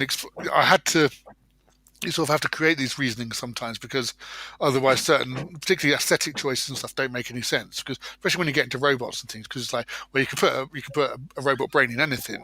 So why do they assume these humanoid forms and even the ones that are bizarre? Well, it's a little more complex, right? It's not like you can copy paste an intellect, a Necron intellect. It's a little more complex than that. Yes. These even all the warriors used to be people. Yeah. Right. And when the when one of the tomb ships is destroyed, so are all these consciousnesses destroyed. All of these other Necron, all of the legions of Simit's warriors are lost with the tomb ship, even if they were just information in a database, there's still some kind of consciousness. Yes, that's right, and it's kind of, and because it's that kind of almost self-loathing of what they've become, and that desire to be what they once were, is they still kind of cling to these remnants of their old forms, their old humanoid bodies, because as like the Plasmants and like the Destroyer shows, the further you move away from that mortal origin, the further their intellect moves away from it as well, and they lose a sense. They more and more lose a sense of who they were and what they're about, and why even they're doing anything. So the Plasmancer's almost a vampire. Yes, absolutely. Yes, just sort of like the embodiment of entropy, really, just like the literally sucking the life out of the universe. Obviously, it kind of plays on the idea of the wraith and the chilling touch kind of archetype from fantasy and things like that. But actually, yes, that was again. Obviously, there was the cool model in the set, but also just reading the background on the Plasmancers and how they feed on energy and what is energy. Energy is really intrinsic to just the nature of the universe. So that's kind of just a cool way of looking at things differently through her eyes.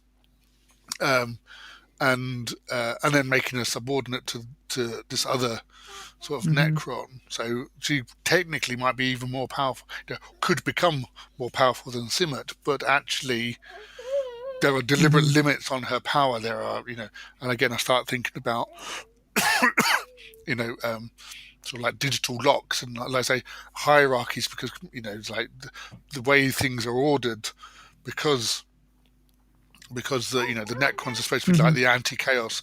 Everything is about order and structure and stasis and all those kind of themes. So actually, it's a place for everything. And the two, when the Space Marines board, there's protocols to follow and things. So as much as Simmert wants them kicked out, things have to be done a certain way. It's like, well, there's not many of them. They're obviously not a threat, but actually they're quite a threat. Oh no, they're getting further in. Or we'll start to deploy it's like your body responding to an infection, but in a digital sense. And actually, by the time they respond, it's too late, because the Space Marines are so good at what they do and get in, get out, place the bombs, And that was the other thing, was that as much as the Prior Nexus and stuff is completely new for the Space Marines, these Space Marines are new to the Necrons. They've never encountered, and especially. I noticed that. That was very interesting. Simmert and his fleet and stuff have never not even met a firstborn Space Marine. They've woken up, and they've been around a few years, but actually, Space Marines are so scarce on the ground, and then suddenly there's these armored humans that are really good at fighting that come in, and it's as much a paradigm shift for him as it is for the Space Marines to encounter the flatness of the warp and this kind of the strange effects of the Prior Nexus. Yeah, that was really cool, where we have a bunch of humans fighting us, and also these other weird human type creatures with power armor. I just want to make a point about the rewind a little bit to the motivations of the Necrons. I would like to see more of that. As humans, we want to know why things and people act the way they do, and I think it makes for a richer story. Some folks don't like seeing motivation even to this day, even after several editions of Necrons with motivations. There's still folks who don't want to see it, and I disagree with that vehemently. I want to see more why. I want to see more texture. Probably the same folks who don't like to see people, exploring the motivations of, say, serial killers and other terrible individuals. But we have to understand why people act the way they do, not only for a richer story, but also from a historical standpoint. Let's not recreate terrible things in history, and the only way to do that is through understanding. Yeah, I think, and this is one of the things about the Imperium and a lot, and is that point. It's like, actually, terrible things and evil people stuff aren't apart from us. It's in the same way that people complain about always like the metaphor. People complain about traffic without realizing they are part of traffic. Yeah, they are somebody else's traffic in the way. But we don't. We live on exceptionalism. Yeah, we exist in a state of exceptionalism personally and as nations and all kinds of other stuff. But actually, the fact is, like, those people aren't actually so different from all the other people, and everything about history tells us this, and therefore that idea of kind of drawing a special line and said, no, there was something different about these people that made them evil is too simplistic, because, as you say, it ignores that possibility of it recurring. You go, oh yes, there was a confluence of circumstances that will never happen again. Yeah. Apart from it isn't, and it will. And again, that darkness lives in every single one of us. Yeah, absolutely. And the levers of power and propaganda and all those kind of things, not to kind of veer too much into it, but like, this is where the Inquisition exists. One of the founding ideas behind the Inquisition was that they could tread that space between the reality of what humanity was capable of and having to make those hard decisions and stuff, but without getting caught up into the massive machinery of the Imperium and things. And so, but they're an embodiment. The Inquisitors are an embodiment of humanity, of everybody having to make that decision between the light and the dark, and the wrong and the right, and what morality is. Morality has changes. Morality is cultural, but we always pretend it was this permanent thing that was kind of laid down at some distant time that was always been there. And you go, no, it's evolved. It's been created as a system by which we can cooperate with each other as a species and not annoy each other too much and not kill each other too much, and it's continuing to evolve. So and you get 40k going back to like the Necrons and not having the motivations and just being like these. The interesting thing was they always did have a bit of motivation, but it was never that well expressed. So when the Necrons were introduced in White Dwarf, and it was these like Necron raiding parties, and the whole point of they were introduced with these Gauss guns that disintegrate people, and the whole point was that actually these raiding parties weren't raiding, they were scouting. The Necrons had just awakened, and they were, because it was kind of based on the whole kind of like alien abduction idea. Yeah. So they were taking specimens of everything and seeing what had changed in the galaxy. Woken up by a bunch of idiot humans living amongst the orcs on... yes, well, that was that, yes. Yeah. But I loved that. That's one of my favourite bits of background. And it was kind of not thrown away, but deliberately kind of just like tossed into the like digger knobs. Yes. And it's like an actually fundamental part of 40k history out on the outskirts and the awakening of the Necrons, and because they dug too deep, and a classic, storyline. But yeah, so the Necrons were always these kind of like following this demented programming that degraded over 60 million years. So the first stage of this was finding out what the tombs were starting to wake up. So they sent out these parties which were basically zapping as many things as they possibly could to find out what was going on. And as that escalated, they turned into the harvester fleets. So again, this wasn't about like, oh yeah, killing stuff. It's just like, no, we just need lots of samples. Every tomb world was following the same protocol. So as more and more awaken, more and more raiding parties and harvester fleets, and then larger things escalate. And that's one of the things we tried to get across. I put into the Apocalypse background for the Necrons is kind of like the states like going up from like bronze to silver to gold, and things getting more complex algorithms and programs and protocols and bigger machines generally. So as the threat level to a tomb world increases, so its response increases. So when a few diggers dig down, and they'll run into some scarabs and some warriors. When an Adeptus Mechanicus turn up and they start, drilling down into the deepest vaults and stuff, then some really nasty stuff comes out. And as you attack them, they respond with, an appropriate level of firepower in return. And if people want them to be the mindless legion of robots, they could do that. They can have a tomb that's always an option.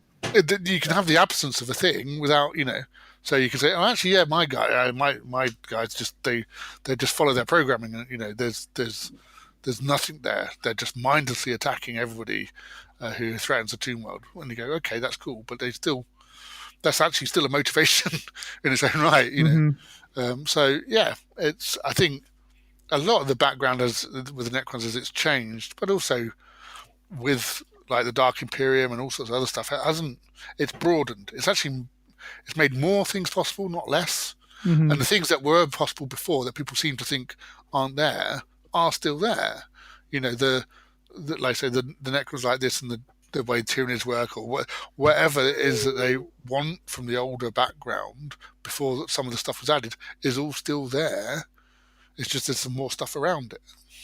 Speaking of that, with the lore moving forward, with a little bit more forward momentum than it has in recent years, do you find that more challenging or less challenging, or just new challenging?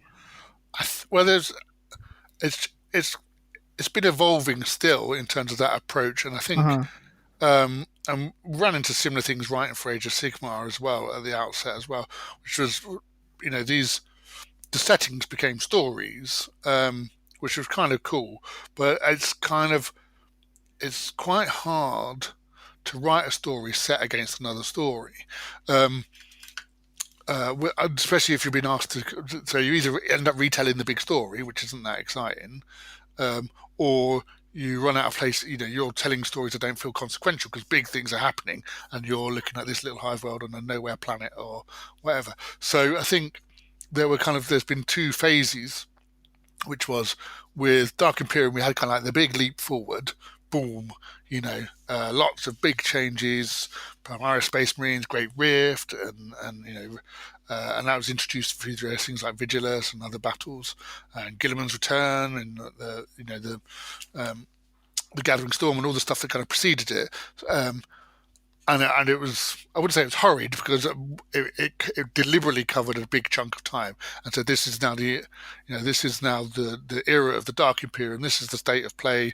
It's like the Chaos is on the brink of victory and has done all this and this, and they were held back by the efforts. And no, it's not all lovely and shiny because Gilliman, you know, it's still on the same precipice it always was.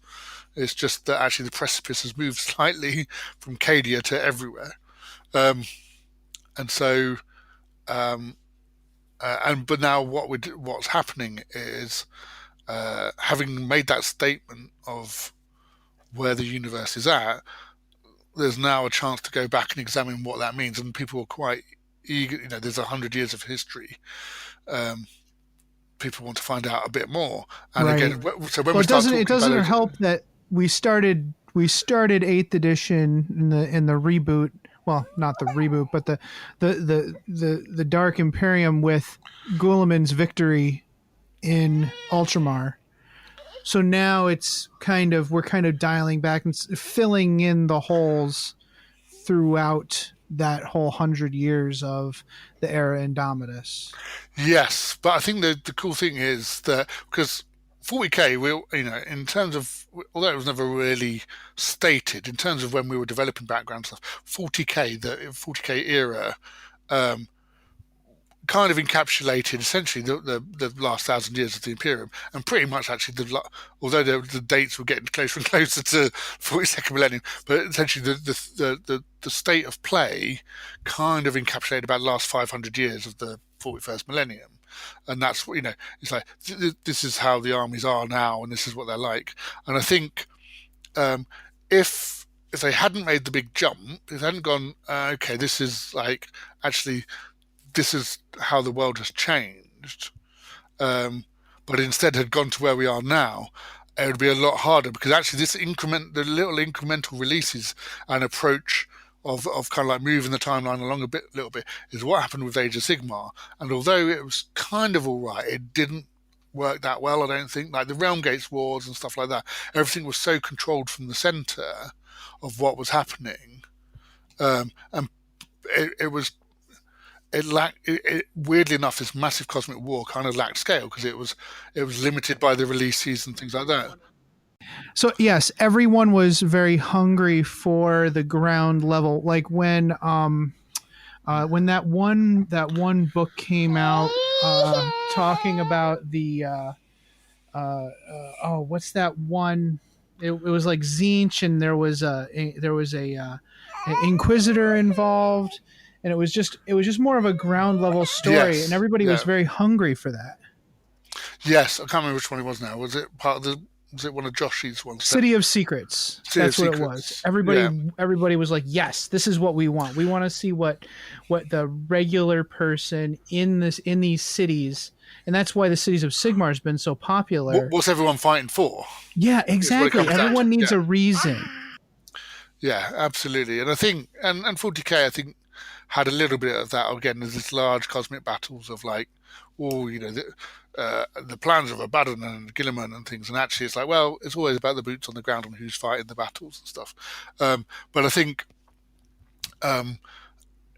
just looking at when settings become or are narratives, I'm thinking about Battletech and the Clan Wars and stuff as well back in time. Yes. You just create. You start jumping the shark.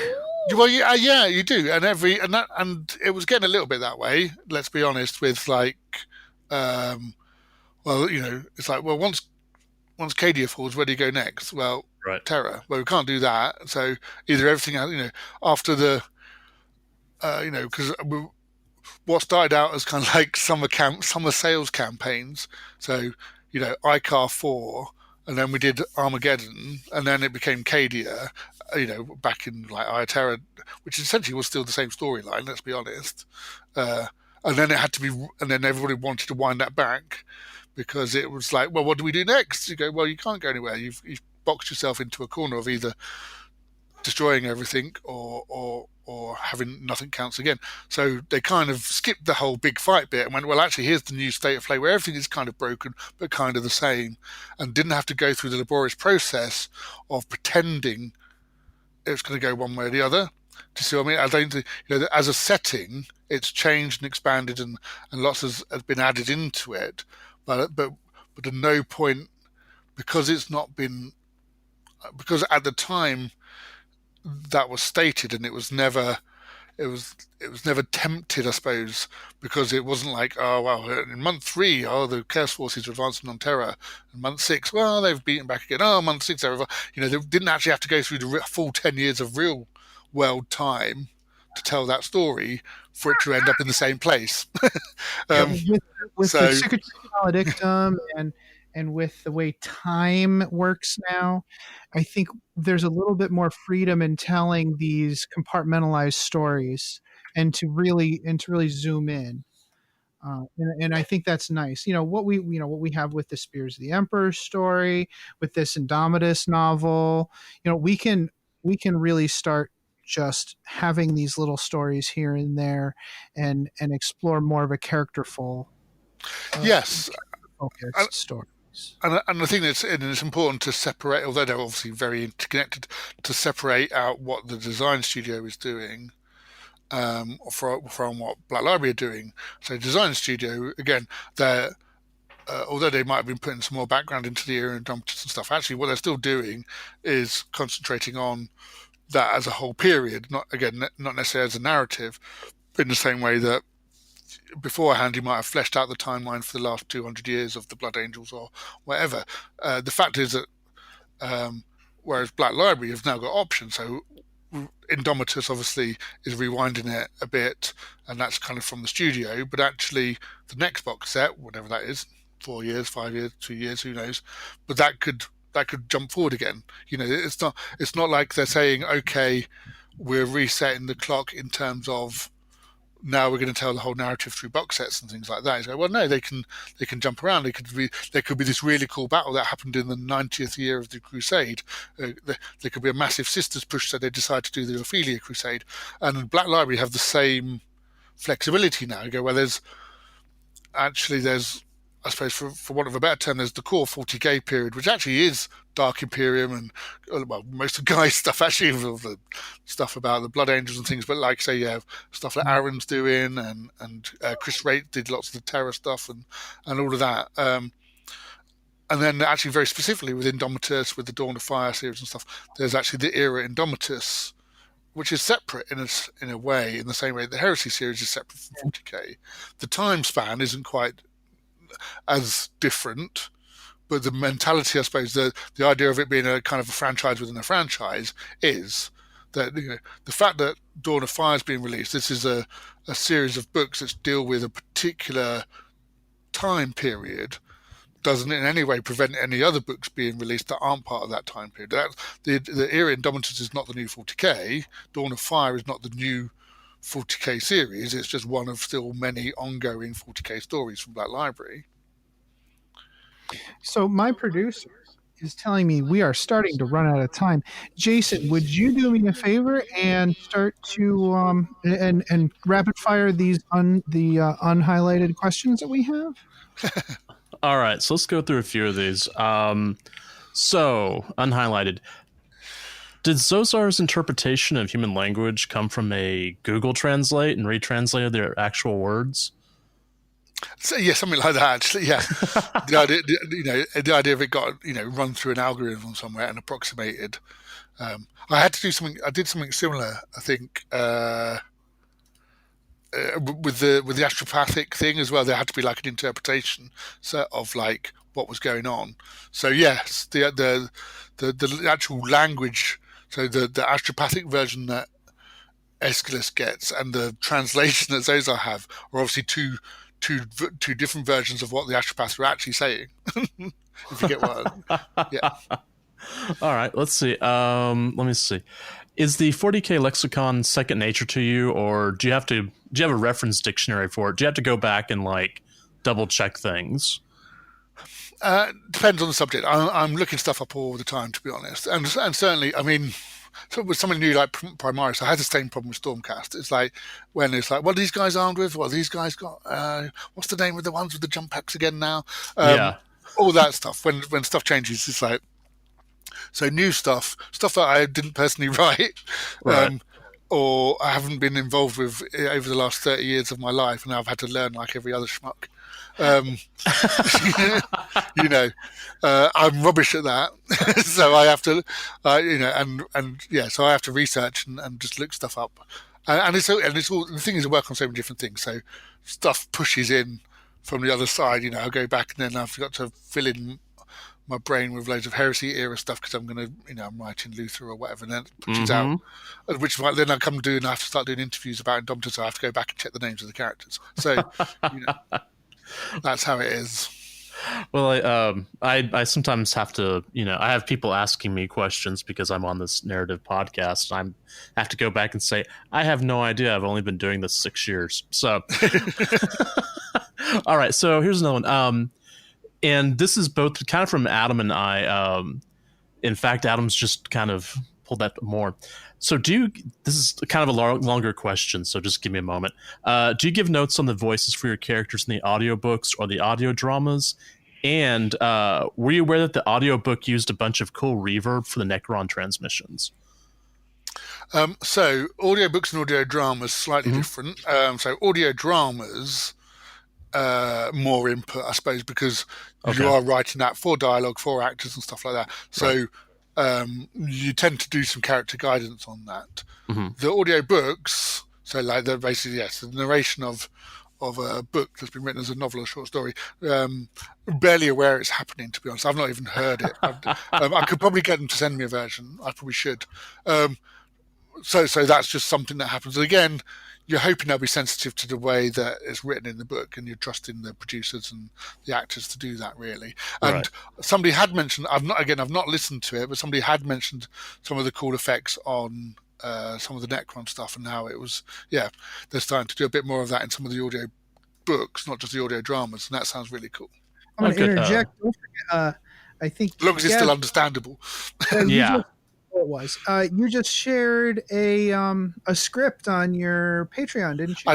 I did. Yes, actually, that's timely. Yes, on my I took a scene out of Our Martyred Lady and just annotated a little bit, just because it's one of those things that sometimes people don't get to see. Really, they just they hear an audio drama.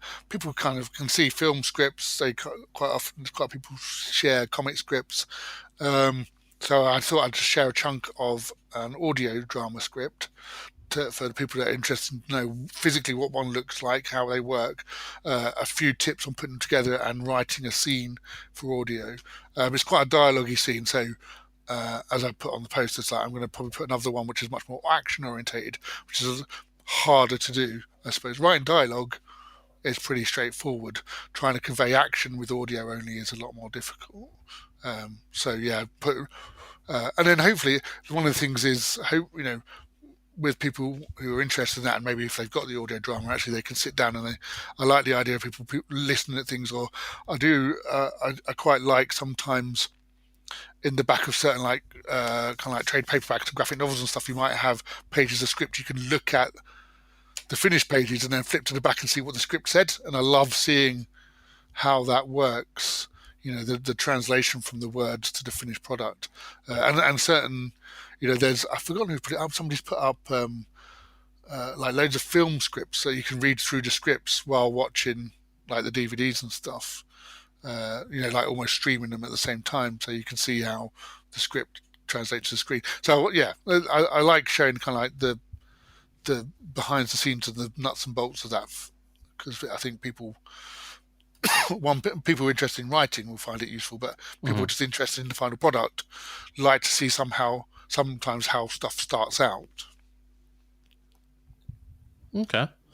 I actually work in music and audio production, so I actually enjoy the audio dramas quite a bit. In fact, I look for those to listen to them just because I want to hear the Foley sound effects.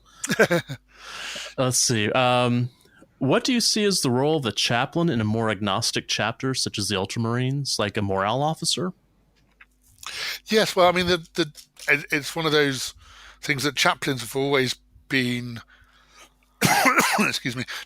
Chaplains, although kind of like the name has associations in the real world with essentially Christianity and religion and stuff, but actually they're the kind of the champions of a different orthodoxy. They're the champions of the chapter cult, which for the Ultramarines, for instance, is the Codex Astartes, the worship of Gilliman, the whatever beliefs they kind of inherit from Ultramar and Macragge in terms of the Emperor and his status. And so that, far from being kind of like, I suppose, it's pseudo-religious, I guess, in the way that it's kind of there's not necessarily a god involved, because we know that the Space Marines have a different, other than like the Black Templars and a few others, have a different view of what the Emperor is. And those chapter cults, the ones that have kind of evolved out of the Legion beliefs, and they've kind of like been carried on for 10,000 years and warped and changed and written down, and editorial mistakes and whatever else that happens.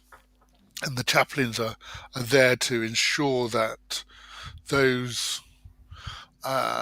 traditions and customs on the face of it, but actually the underpinning values and beliefs of the chapter are sustained. That brotherhood we talked about comes from the fact that they all are motivated in the same way. That all the Space Marines are adhering to a common set of principles, and in some cases, kind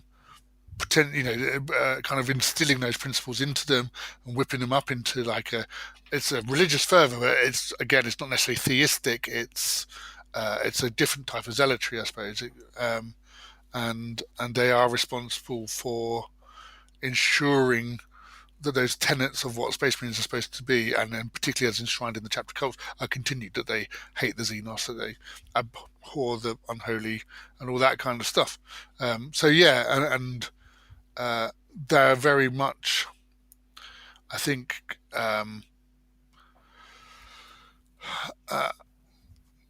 reminders, I suppose, of that long history as well, that they're seen somewhat as living embodiments of the 10,000 years of kind of belief and doctrine and indoctrination, and that kind of that's a very particular position, and it's one of the things that makes the Space Marines so powerful in terms of their mental belief, their mental strength. Okay, one last one, because I realize it is getting late for you. And this one, I hope this is an easy question, but we'll go with this. What is your favorite plant in your garden? Are you a perennial or an annual planter? Well, funnily enough, I just our garden is like in two states. There's some of it's really nice, and some of it's just like jungle. Yeah. But I did tidy up a whole bunch of it recently, and I put in a lot of perennials, which was kind of a job lot special offer. So that it was a bit of a potluck. Oh, okay. From a gardening magazine of these perennials, but they were all supposedly very easy to look after. And I have a book I found actually I think I can't remember if it was in like a charity shop or just like a publisher's outlet or something like that, which was basically 100 plants you won't be able to kill. Which is that a challenge? Well, there is an element of that, I think. So. I'm going to be using that a bit as well, I suspect. Of just like, yes. So yes, I would say perennials, just because that's what if I don't have to plant them more than once, that sounds like a good idea.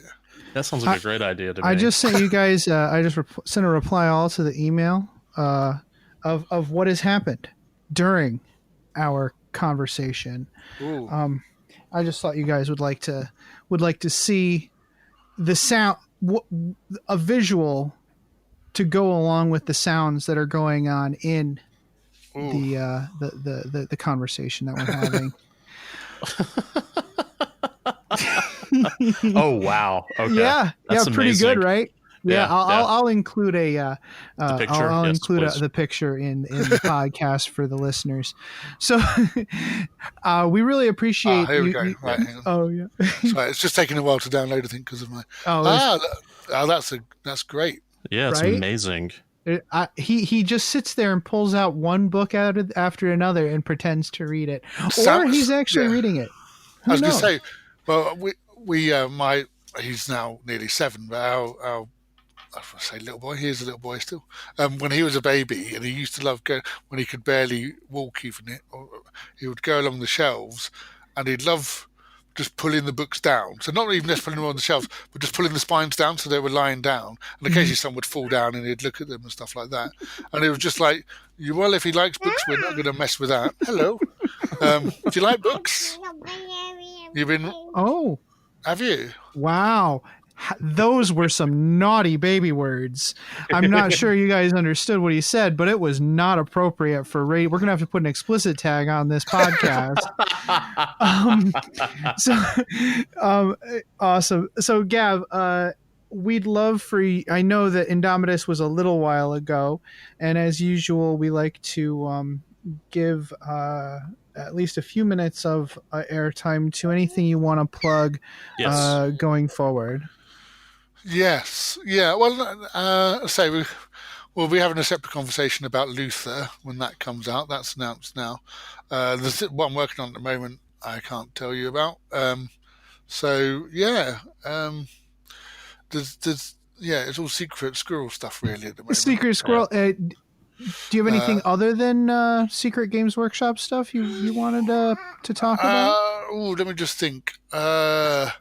Games-wise, I've been. I don't know if we mentioned this before. That I've been working with Warlord Games and Andy Chambers again, working on their 2000 AD comic license. I did not know that. Yes. So the first game we worked on was. Based on the Strontium Dog comic strip from 2000 AD, which was a lot of fun. Then there was another one that came out, the Judge Dredd one, which I didn't work on with Andy. But then we're working on a couple more, which haven't really been announced, but essentially 2 more 2000 AD strips. So that's been good fun working with Andy again after a few years, getting the band back together in many ways. Yeah, he's a fun guy. I got to meet him once on a Adepticon trip. Oh right, yes. And he's a fun guy. Yeah, one of my favorite parts of that trip was when one of the kids on the tour complained that Games Workshop didn't treat their miniature games like video games, like and he got a little fired up over that. It was really funny. I can imagine.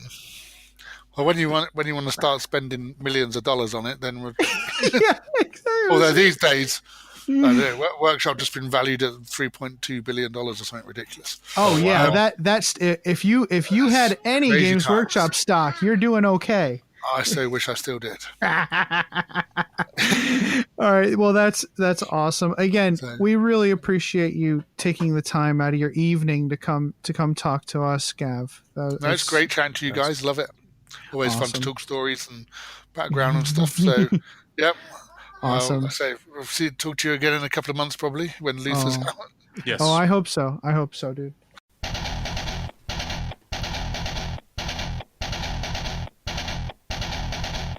Hey Archons, tired of the boring predictability and efficiency of stuff that always works? You need the Slip Party Bus!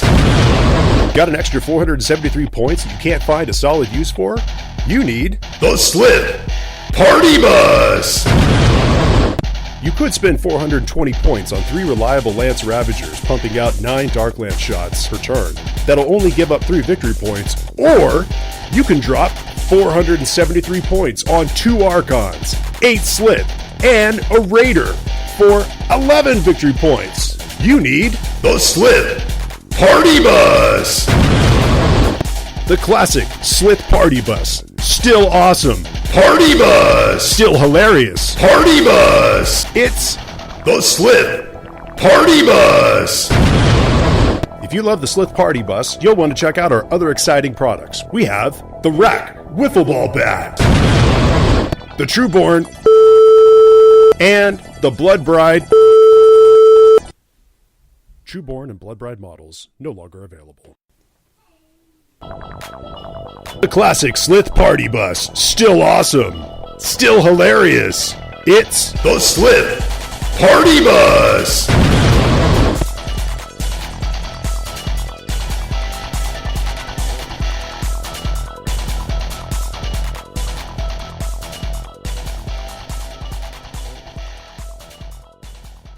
Hey mofos, are you looking for more Warhammer 40k video content? Well, the Scarred Cast posts regular battle reports as well as tactics and strategy videos. Be sure to check out all the cool hobby content for the avid tabletop wargamer. That's Scarred Cast, Skared on YouTube. That was a great chat with Gav Thorpe. Thanks everybody for joining us. I'm looking forward to next week when we talk about Space Marines. Yep. Everyone, we've had some good suggestions this week. I'd really love it if folks send us an email and give us more suggestions of the kind of things you want to see on our show. Jason? Yep. What are you going to do until then? Play the game the way you want to. That's right. Feels good.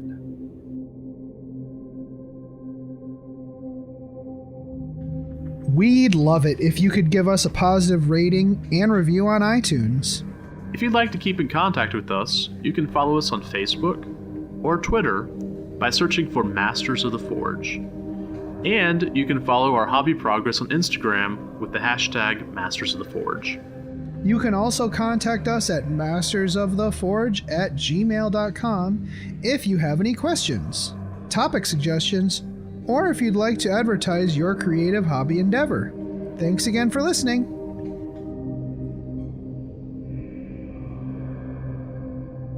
This podcast is protected by the Creative Commons Attribution, No Derivatives, Non-Commercial International License.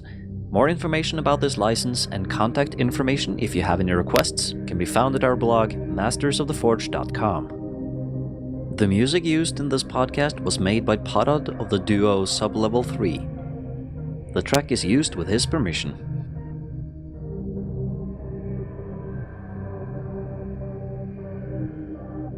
It's such a good feeling to play games your way. It's such a happy feeling 40K'ing away.